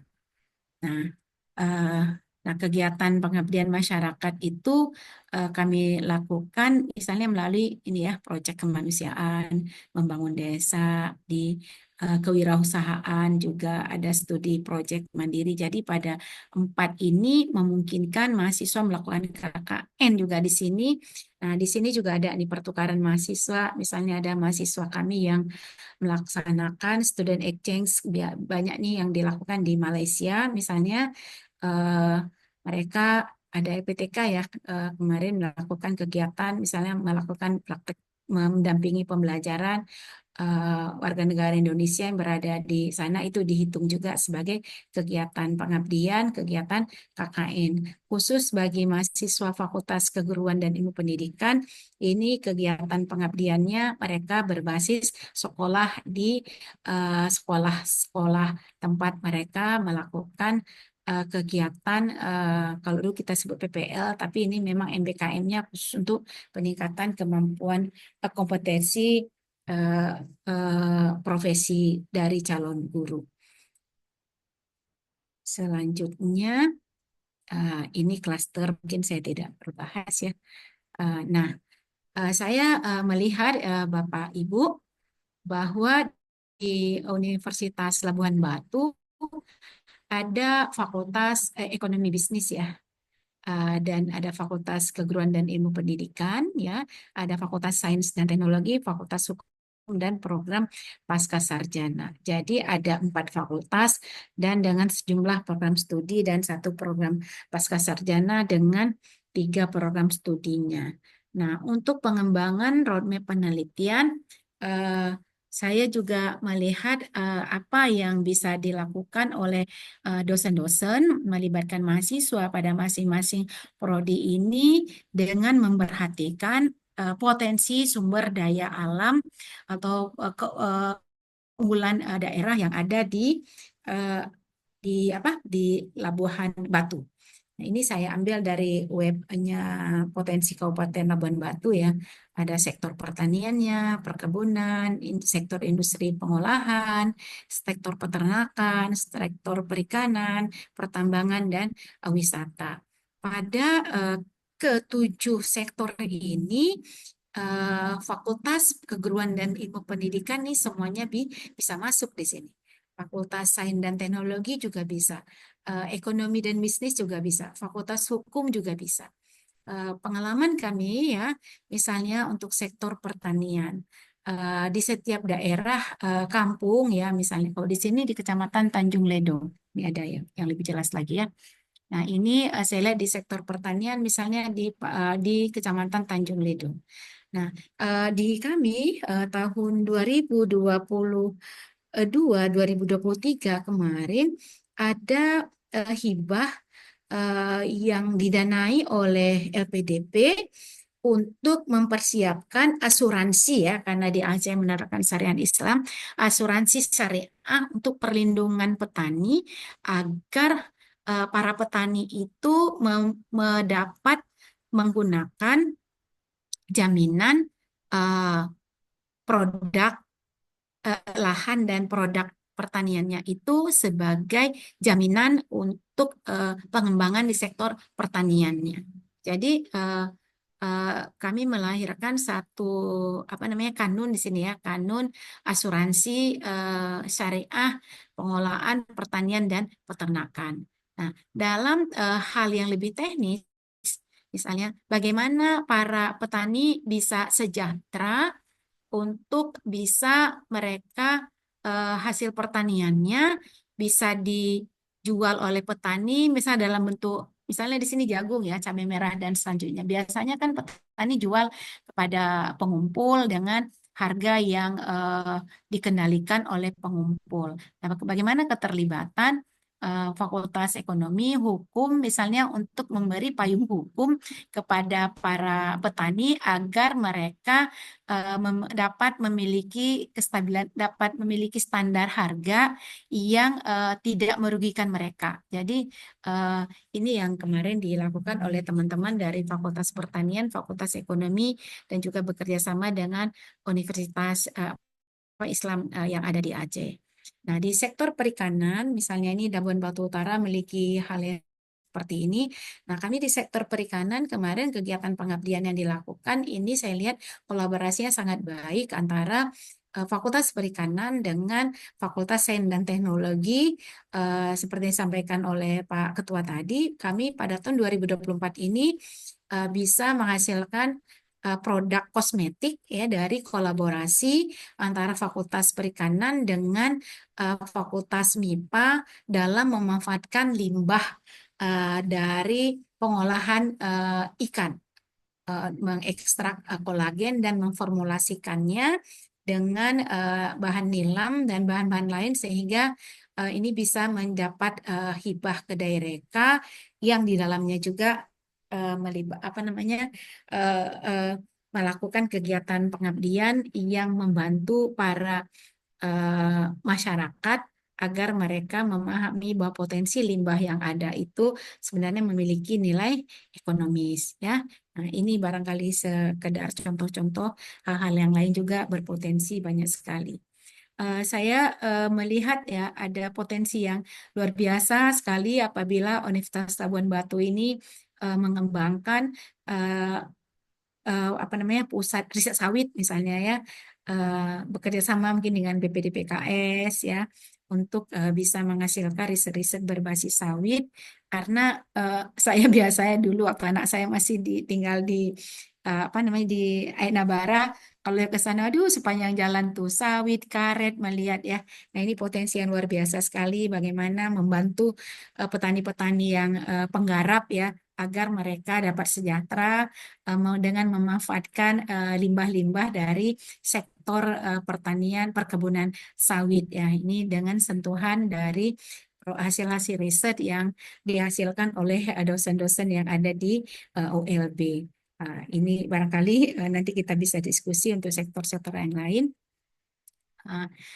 Jadi Bapak Ibu, ini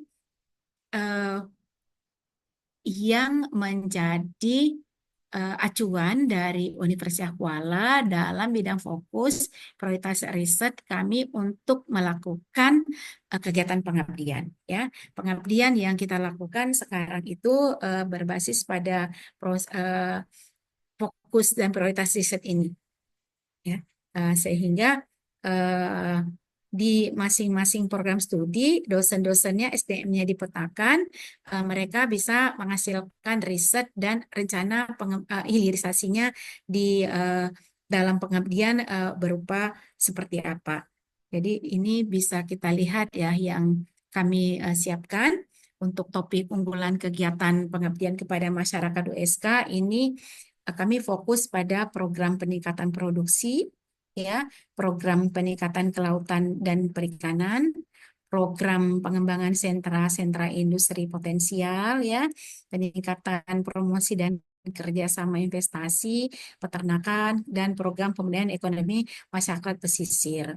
Ini untuk unggulan-unggulan kegiatan PKM ini disupport juga aktivitasnya oleh pusat riset yang kami miliki di USK. Saat ini ada lebih dari 25 ya, pusat riset kita ada 29 saat ini yang kita miliki, yang mereka juga melakukan hilirisasi hasil penelitian ke dalam pengabdian kepada masyarakat.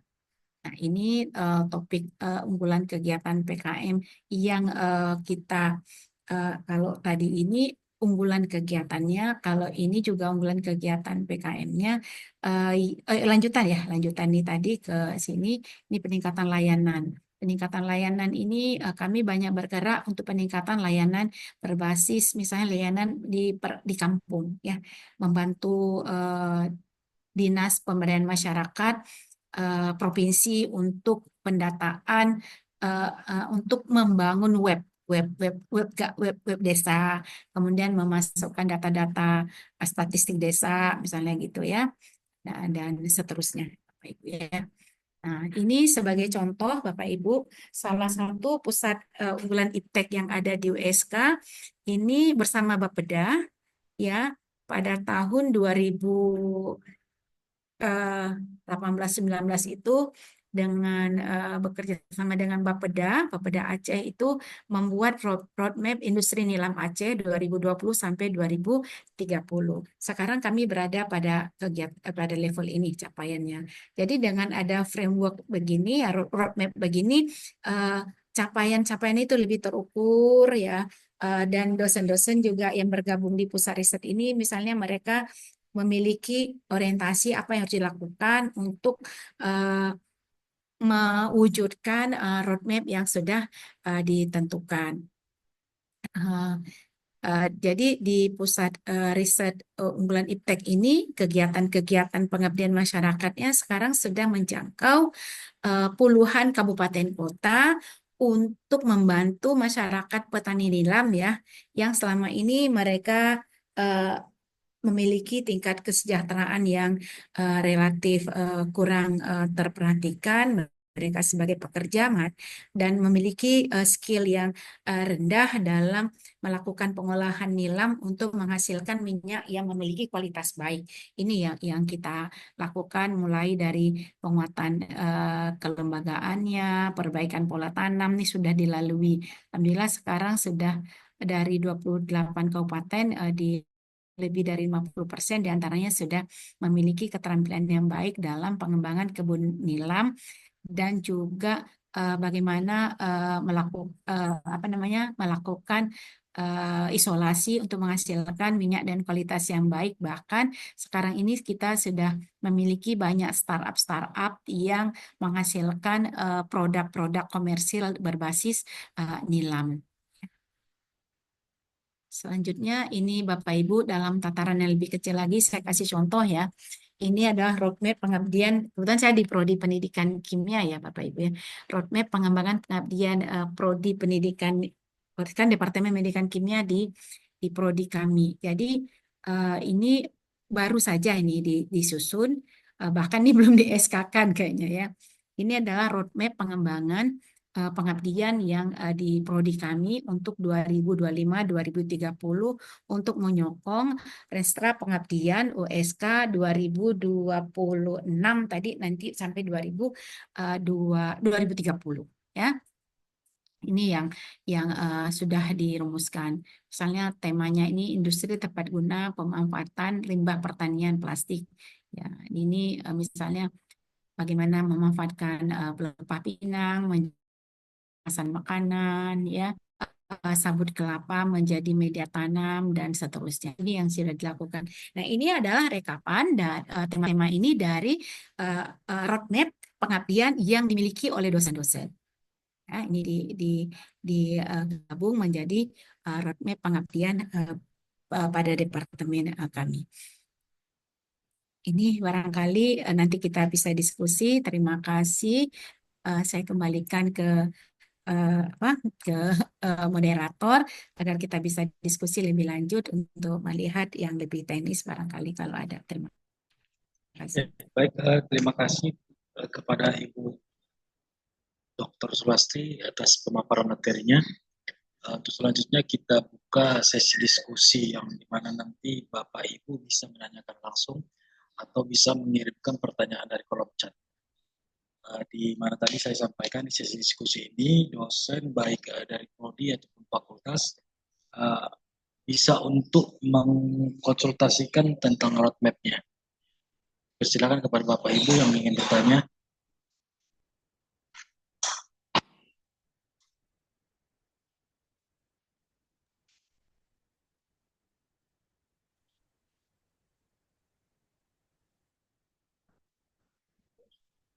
Mohon Siapa? izin Pak Moderator sambil menunggu ya.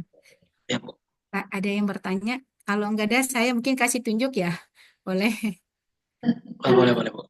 Silakan. ya. Ini ke sini tadi. Nah, ini roadmap departemen kami ya. Ini sedang Ya. dikembangkan juga nih sekarang. Ini ya kami berikan judul roadmap laboratorium karena sebagian besar dari kami banyak risetnya di laboratorium. Tapi ini adalah roadmap pengembangan roadmap pengabdian kepada penelitian dan pengabdian kepada masyarakat. Ya, ini deskripsinya ini mungkin nanti ya latar belakang yang perlu disiapkan, tujuannya dan seterusnya. Nah, ini visi misi tadi roadmap penelitian dan pengabdian. Saya fokus ke pengabdian. Kalau ini adalah ini integrasi fokus riset, ini sasaran penelitian Bu ya. Tasri nggak nampak PPT-nya, nggak ada, nggak nampak di ini. Oh gitu ya, oke, maaf.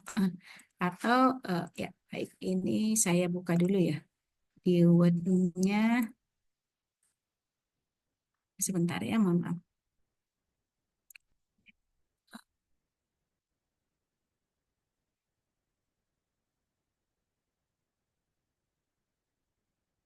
Sudah terlihat?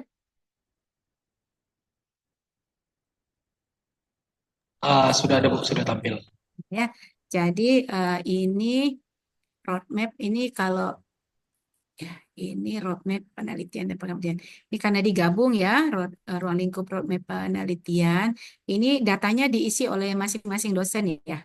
Jadi prodi kami itu menyiapkan ya semacam Google Form gitu. Misalnya saya roadmap penelitian dan pengabdian saya mulai dari 2025 sampai 2030 itu apa saja. Kita mengisi di sana dan itu direkap oleh prodi. Ya, misalnya ini tabel integrasi fokus riset karena kami ada prodi, ada risetnya itu ada science dan ada non-dik ya, non pendidikan dan pendidikan.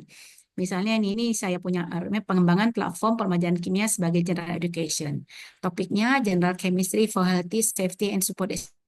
Nah, ini adalah tema riset saya misalnya gitu ya. Nah, selanjutnya sasaran penelitiannya itu ada di sini ya. Ini misalnya sasaran penelitiannya. Kemudian untuk sasaran pengabdiannya itu di sini, ya, direkap di sini. Jadi ini semua adalah dibangun dari roadmap individu yang direkap oleh prodi untuk bisa menjadi roadmap keseluruhan dari program studi. Jadi gitu, mungkin di Universitas Labuan Batu seperti apa, mungkin kita bisa sharing diskusi. Ini saja, saya kembalikan. Baik, Bapak Ibu, silakan ada yang mau ditanyakan baik untuk roadmap penelitian maupun roadmap pengabdian kepada masyarakat.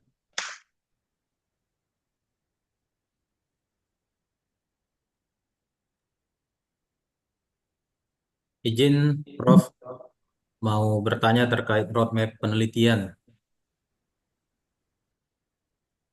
Dengar? Ada. Oke, Saya melalui bisa moderator dengar. langsung aja, gimana? Silakan. Baik, pertanyaan saya seperti ini, Pak Prof. Kita ini kan masih, ya banyak juga teman-teman yang dosen baru seperti itu, sehingga rekam jejaknya masih belum banyak untuk dibuat penelitian terdahulu. Kan tadi di roadmap ada penelitian terdahulu saat ini dan yang akan datang. Itu gimana, Prof? Kira-kira solusinya, apakah kita kolaborasi dengan eh, teman yang sudah lebih banyak eh, penelitian terdahulunya atau bagaimana? Mohon solusinya, Prof.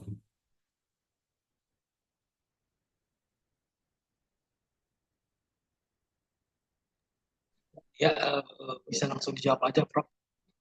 Langsung aja ya.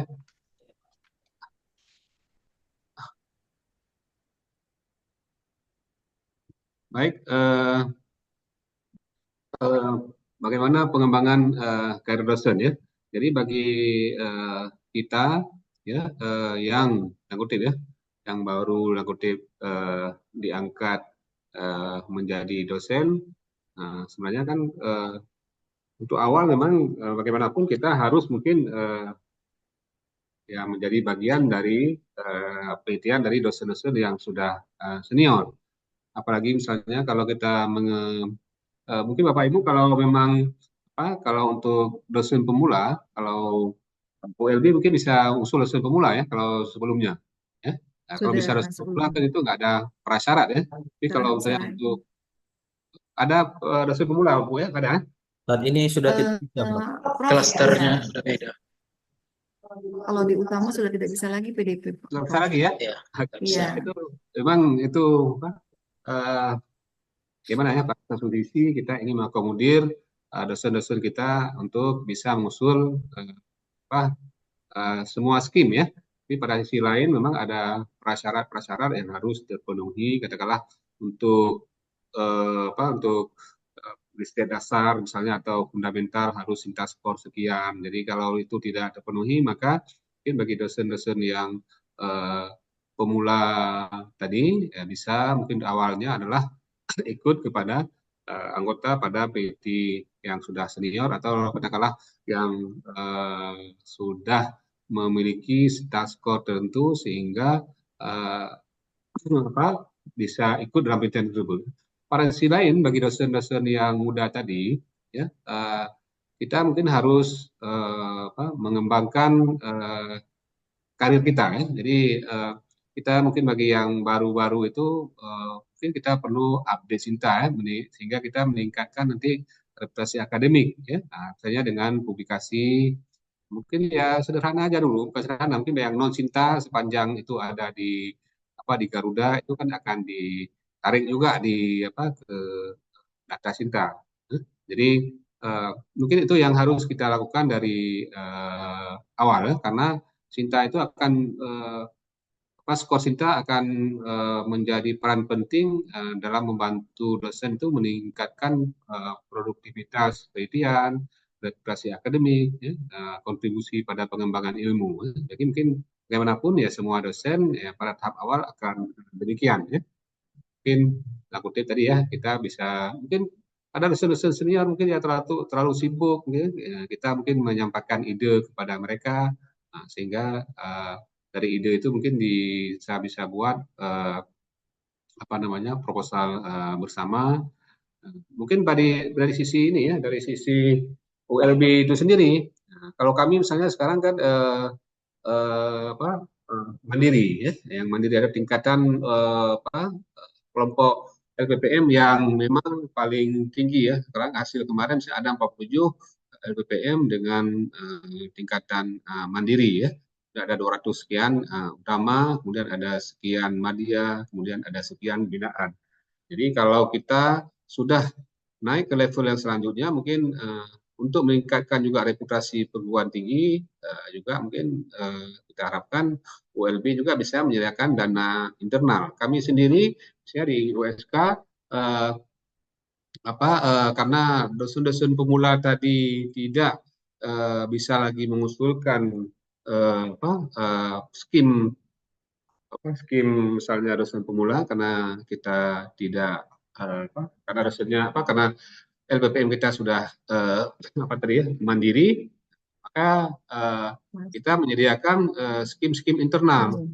Jadi kita punya skim asisten ahli. Jadi kita untuk tahun yang kemarin kita ada 16 skim ya yang kita sediakan. Ada penelitian asisten ahli, penelitian lektor, lektor kepala, calon Sesuai profesor. kepangkatan mereka ya, skim Iya, ya, sampai ke penelitiannya. ada PDRA, penelitian postdoktoral, penelitian tesis PTM, tesis magister, program penelitian unggulan PLUPD. Jadi PLUPD itu ya kami adopsi seperti PMDSU lah. Nah, jadi tahun-tahun kemarin masih ada, tapi tahun ini sepertinya bertemu kami dengan Pak Rektor beberapa waktu lalu, mungkin program ini akan dibuat dalam bentuk lain karena banyak dosen banyak yang baru lulus S1 langsung ke S2, kemudian langsung S3 dengan biaya dari USK, tapi kemudian ketika jadi doktor, tak kutip ya, orang lain memanfaatkan. Ketika kami misalnya ingin bertahan, misalnya ini, ketika dia lulus doktor, nggak ada formasi sebagai PNS di USK, kan kita nggak bisa menahan mahasiswa yang sudah lulus doktor. Banyak itu, sampai ke USU itu salah satu, ke Unimed ya, salah satu program dari kami itu yang tidak kami bisa tahan mahasiswanya ya. Jadi mungkin kami untuk tahun ini, tahun depan ada wacana misalnya yang sedang S3 di USK itu kita danai langsung aja dosen USK yang ya.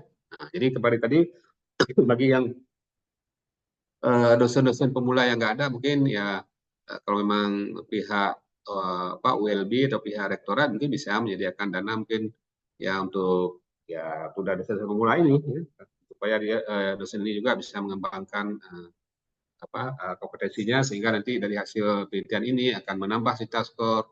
Jadi penting sekali ya pengembangan diri itu penting sekali bagi dosen-dosen pemula tadi karena itu menjadi prasyarat untuk khusus kalau tahu-tahu sebelumnya untuk penilaian proposal memang berdasarkan CITA skor. Ya, mungkin itu yang bisa mungkin solusi ya sebagai gambaran mungkin apa yang bisa kita lakukan untuk dosen-dosen pemula ya. Di samping dia kalau di kami itu dulu ada yang profesor dokter kepala membina yang di bawahnya gitu ya. Kemudian untuk skim-skim yang tidak ada di RTPM karena kadang-kadang sudah jadi media atau utama kan skim-skim dasarnya itu tidak terpenuhi lagi, tidak tersedia bagi itu. Mungkin demikian dari pandangan saya. Baik, terima kasih Prof. Saya izin nambahkan boleh Prof? Silakan. Ya, jadi bagus sekali pertanyaan ya Bapak. Saya lupa catat namanya. Di pengalaman ya Pak ya, kalau di tempat kami sekarang kan banyak dosen muda ya. Pak Rektor malah menaruh harapan yang sangat besar ya promodasi kepada dosen-dosen muda sehingga kami skema penelitian asisten ahli itu porsinya diperbanyak ya jumlah penerima proposal diperbanyak walaupun dananya sedikit dan juga dibekali dengan ada pelatihan penulisan proposal ya Prof ya. Latihan penulisan proposal agar dosen-dosen muda ini punya peluang lebih besar lagi ke depan. Jadi jangan ada generasi yang hilang gitu ya. Kalau sekarang publikasinya sudah bagus, jangan nanti yang seniornya bertambah senior, yang muda-mudanya belum siap menggantikan. Jadi Pak Rektor menyarankan kami untuk lebih perhatian ke dosen-dosen muda karena mereka yang akan nanti menjadi kekuatan universitas di masa yang akan datang. Kemudian di prodi sekarang ini dosen-dosen muda itu kalau dia belum punya rekam jejak, belum punya orientasi penelitian kemana, biasa kan dalam bidang ya, ada bidang kalau di saya nanti ada kimia organik nih, kimia organik misalnya ya, kimia bahan alam, kimia lingkungan atau yang ke pendidikan kimianya. Jadi ikut ke dosen senior dan nanti ada cabang-cabang baru yang akan dibentuk sesuai dengan visi misi dari program studi. Mungkin itu tambahannya. Terima kasih.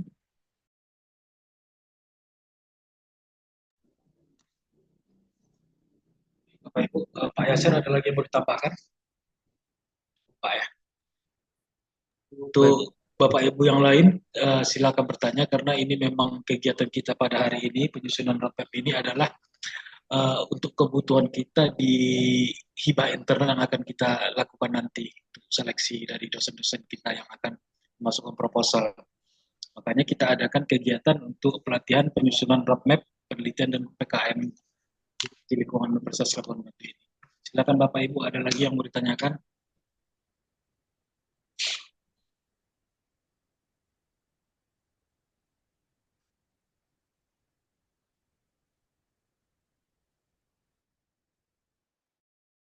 Izin bertanya boleh Pak? Kadang mungkin Bapak Ibunya eh, Bu Naufilda, karena Iya, tadi saya kan melihat potensi yang sangat besar sekali dari sumber daya alam yang ada di Labuan Batu yang sekarang sudah menjadi prioritas dari LPPM-nya Labuan Batu itu mungkin bisa ke sawit kah misalnya ya Bu ya.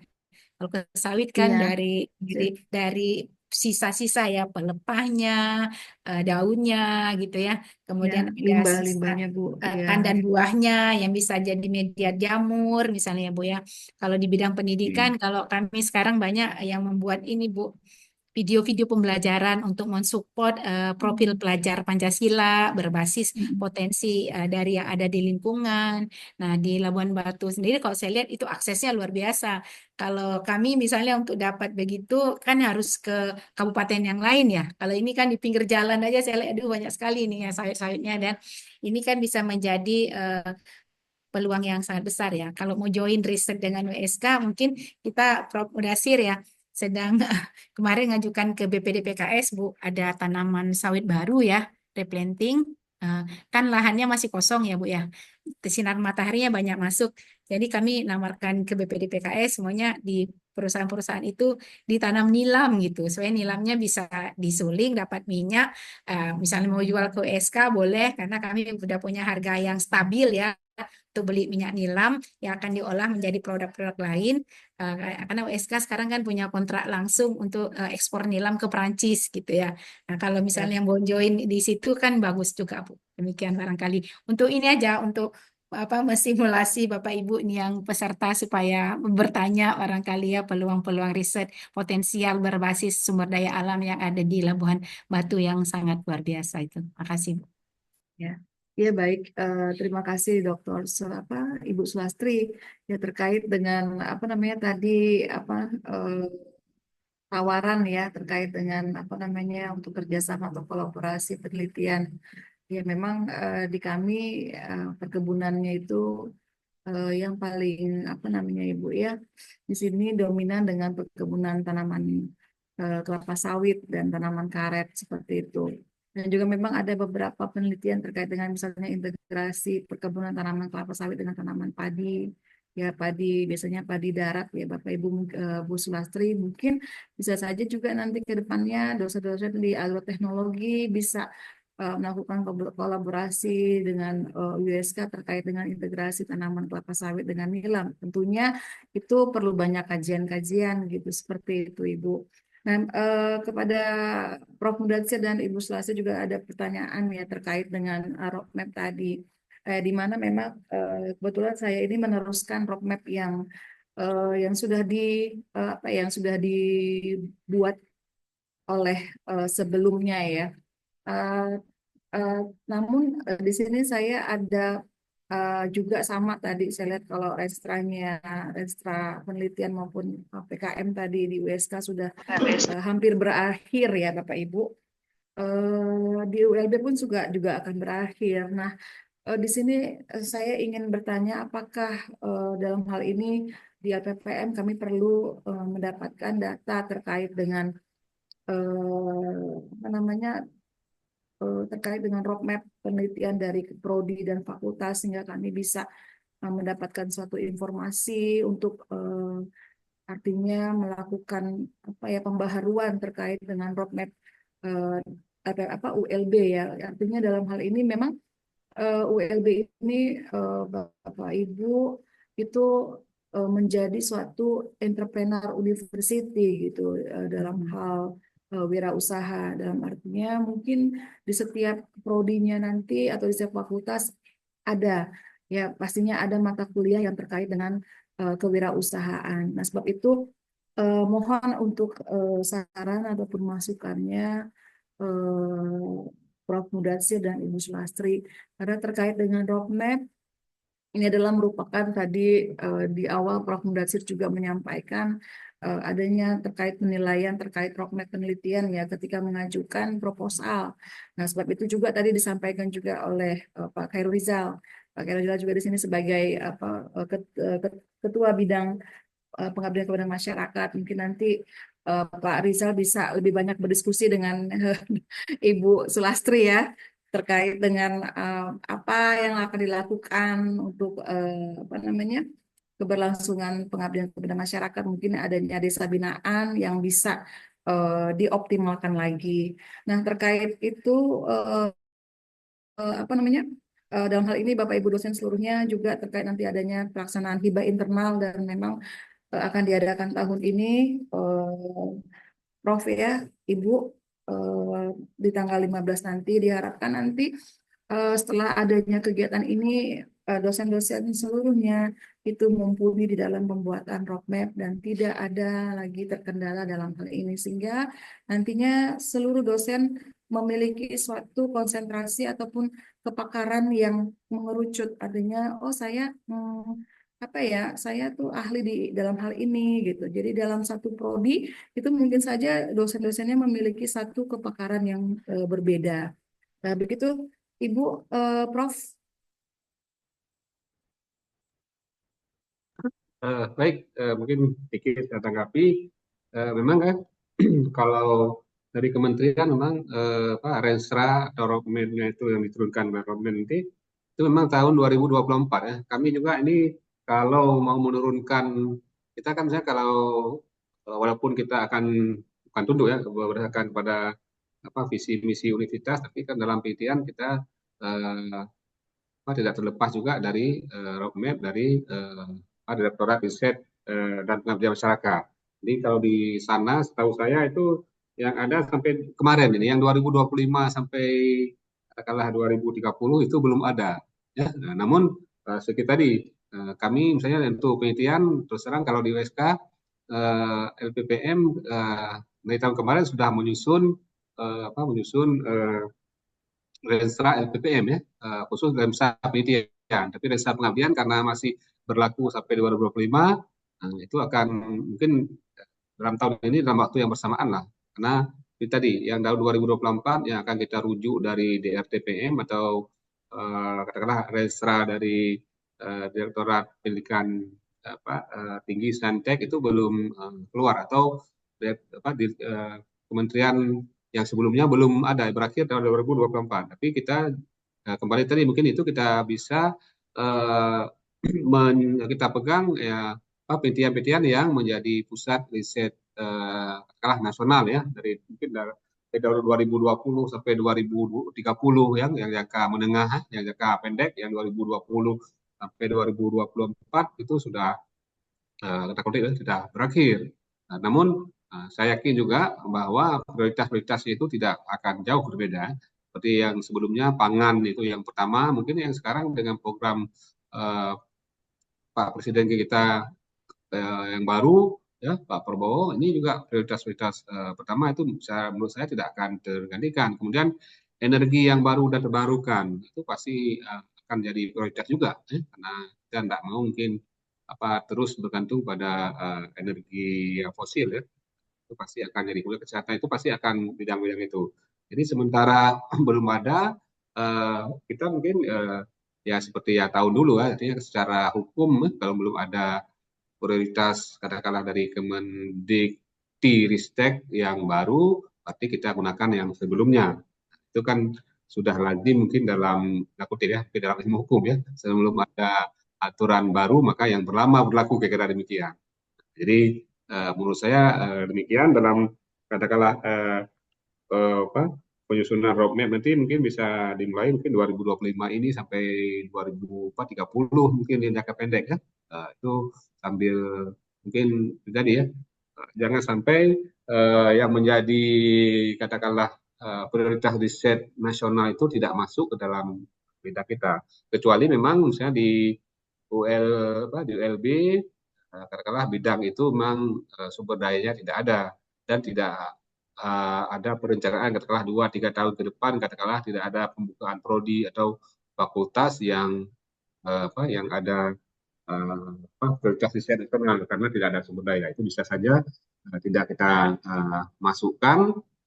Jadi kalau tidak kita masukkan berarti konsekuensinya penelitian di bidang itu tidak bisa diusulkan katakanlah untuk riset-riset selanjutnya karena dari awal kita nggak punya sumber daya dan kutip untuk pengembangan universitas mungkin tidak ada katakanlah pengembangan ke arah itu. Bisa saja kita tinggalkan misalnya ketahanan pangan, energi, gizi kesehatan obat, transportasi, pengembangan pesisir kemaritiman. Kalau itu memang saya di ULB kalau tidak ada pesisir kemaritiman bisa aja tidak kita masukkan di samping sumber daya yang tidak sedia dan dalam pengembangan 2-3 tahun ke depan tidak ada rencana ke arah itu bisa saja mungkin prioritas riset untuk ULB untuk bidang-bidang yang tidak ada sumber daya tadi tidak kita masukkan karena tidak ada juga pengembangan untuk ke depan.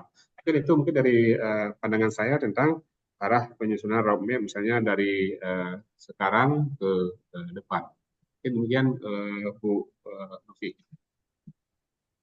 Ya baik, ya Prof. Jadi saya menekankan bahwa ketika ULB atau dari APPM yang membuat roadmap-nya yang tercantum di dalam Renstra penelitian maupun PPKM itu bisa kami dapatkan informasi dari fakultas ya Pak. Sehingga karena kami mendapatkan terkait dengan pengembangan fakultas itu kan pastinya yang lebih memahami itu pastinya setiap prodi dan setiap fakultas yang ada di ULB. Sehingga kami mendapatkan informasi itu adalah ketika pada saat mereka memberikan suatu data atau roadmap kayak gitu ya Pak ya. Ya Prof ya. Ya. Jadi kan dalam untuk roadmap tadi kan kalau kami sendiri sekarang kan kemarin kan kami ada dapat dana dari kementerian dalam bantuan untuk TMBH untuk revitalisasi ya masuk untuk lab. Jadi dengan ada beberapa katakanlah penambahan alat-alat lab yang sudah diadakan dengan dana APBN, kami sekarang meminta kepada tingkat mungkin yang seperti Bu Sastri tadi ya, itu adalah surat dari rektor yang kami usulkan atas nama rektor yang tangan untuk meminta kepada setiap prodi atau setiap departemen untuk menyusun roadmap penelitian mereka. Jadi dari hasil penyusunan itu nanti kita akan kolaborasi menjadi roadmap penelitian universitas sekolah yang ada di katakanlah di LPPM. Jadi kita di situ akan tahu bidang-bidang keahlian dari sumber daya yang ada di tingkat prodi dan fakultas. Betul Bu Novi katakan tadi yang lebih tahu bidang itu adalah di tingkat prodi atau tingkat fakultas. Kita akan tahu nanti topik-topik bidang keahlian apa yang dimiliki oleh dosen-dosen kita. Sehingga nanti dalam merumuskan roadmap penelitian kita akan tahu topik-topik penelitian dalam kurun waktu tertentu sehingga dalam menyusun roadmap tadi semua bidang keahlian, kesesuaian bidang keahlian dan topik-topik yang diusulkan itu akan terrekap semua di roadmap penelitian kita. Juga jangan lupa juga mungkin ada prodi-prodi lakutif ya, prodi kecil maksudnya, tapi sumber dayanya nggak terlalu banyak juga kita coba akomodir, jangan sampai nanti yang sudah tidak terlalu berkembang di bidang-bidang tertentu tidak tidak terakomodir ya. Nah, mungkin itu Bu Novi kalau dalam bagaimana cara kita menyusun roadmap penelitian dari kita tetap akomodir dari awal dari prodi dulu ya, bidang keahliannya apa, topik-topiknya apa, kemudian topik-topik penelitian yang sudah dilakukan dan ke depan apa. Demikian. Izin saya tambahkan sedikit ya Bu. Silakan Bu. Ya Bu Nafilda. Jadi menyambung apa yang disampaikan oleh Prof. Mudasir barusan, yang saya tunjukkan tadi itu adalah roadmap laboratorium ya Prof ya, yang kita minta ke prodi-prodi untuk dikirimkan ke EPPM. Jadi yang saya tunjukkan tadi itu adalah roadmap terbaru dari program studi untuk riset dan pengabdian masyarakat yang menjadi informasi bagi LPPM untuk pengembangan Renstra LPPM 5 tahun ke depan eh, hasilnya juga nanti itu akan menjadi bahan untuk pengembangan roadmap penelitian dan pengabdian masyarakat di USK. Jadi basisnya memang bottom up gitu. Ya, Prof ya. Ini saya tambahkan. Yang saya tunjukkan tadi itu adalah tagihan dari LPPM ke prodi. Kebetulan yang saya tunjukkan tadi itu hasil dari prodi kami gitu. Terima kasih.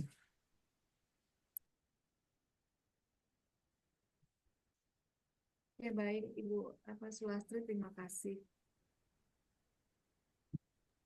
Ya, baik Bapak Ibu, mungkin pemaparan dari pemateri kita sudah jelas, makanya teman-teman dari dosen tidak ada bertanya. Cuman di sini kami harapkan atau meminta nanti kepada Bapak dan Ibu narasumber untuk materinya yang mana nanti materi ini akan kami share kembali kepada teman-teman dosen di Fakultas Kedokteran. Baik Bapak Ibu, sebelum kita tutup kegiatan pada hari ini, mari sama-sama kita dengarkan closing statement untuk yang akan disampaikan oleh Ibu Dr. Novilda Elizabeth Mustafa, SPTMSI. Pada Ibu silakan. Ya, baik. Ucapkan terima kasih banyak ya kepada kedua narasumber yang telah memberikan suatu informasi terkait dengan penyusunan roadmap, dan diharapkan dari kegiatan ini adalah outputnya seluruh dosen Universitas Labuhan Batu mumpuni di dalam pembuatan roadmap atau penyusunan roadmap baik bagi dosen, prodi, fakultas maupun di pascasarjana. Karena dalam hal ini ketika nantinya akan membuat suatu proposal baik penelitian maupun pengabdian kepada masyarakat, itu sudah artinya tidak mengalami suatu kendala ataupun hambatan apapun, sehingga pembuatan proposal itu dapat disesuaikan dengan ya roadmap penelitian Bapak Ibu dosen sekalian. Dan kepada Bapak Ibu Kaprodi maupun Bapak Ibu Dekan dan juga Bapak Direktur Pascasarjana, diharapkan nantinya beberapa ke depan waktu yang akan datang kami dari LPPM dapat mendapatkan informasi terkait dengan renstra penelitian maupun renstra pengabdian kepada masyarakat, baik di tingkat prodi, fakultas, dan pasca. Terima kasih Bapak Ibu sekalian, kami ucapkan, dan selamat siang dan salam sehat buat kita semua. Baik, terima kasih kami ucapkan kepada Ketua LPPM Universitas Labuhan Batu. Baik Bapak Ibu, untuk selanjutnya kita akan mengambil dokumentasi pada kegiatan pada hari ini. Kami mintakan kepada Bapak Ibu untuk mengaktifkan kameranya yang mana nantinya akan kita ambil foto bersama. Gimana Pak Yasir, sudah siap? Oke. Ya, baik Bapak Ibu, silakan berikan senyuman terbaik Bapak Ibu karena akan saya hitung ya. Baik, 1, 2, 3. Oke, slide kedua. Slide kedua ya. Oke, baik. 1, 2, 3. Oke. Cukup Pak Yasir? Oke, cukup. Oke, baik. Terima kasih. Dengan berakhirnya foto bersama tersebut, maka berakhir pula semua rangkaian acara kita, kegiatan pada hari ini, yaitu pelatihan penyusunan roadmap penelitian dan pengabdian kepada masyarakat bagi dosen, prodi, dan fakultas di lingkungan Universitas Labuhan Batu. Sebelumnya kami ucapkan terima kasih kepada Bapak Ibu yang telah hadir dan menyempatkan waktunya untuk mengikuti kegiatan kita pada hari ini. Sekian dari kami. Apabila terdapat kesalahan dan perkataan atau perbuatan yang tidak baik, disengaja maupun tidak, kami dari Lembaga Penelitian dan Pengabdian kepada Masyarakat Universitas Labuhan Batu memohon maaf yang sebesar-besarnya. Wabillahi taufiq wal hidayah. Assalamualaikum warahmatullahi wabarakatuh. Selamat siang, salam sejahtera untuk kita semua. Bapak Ibu jangan lupa diisi absensinya di kolom chat. Terima kasih. Ya, terima kasih Prof. Ibu. Mudatsir, terima Terima kasih kasih Bu Bu Izin Sulastri. Bapak Ibu. Terima kasih Di semuanya. lain waktu kita bisa berjumpa lagi. Ya, oke, mudah-mudahan Saya nggak bisa izin live dipanggil sih. ke Bapak Ibu. Ya, bikin live juga. Bapak.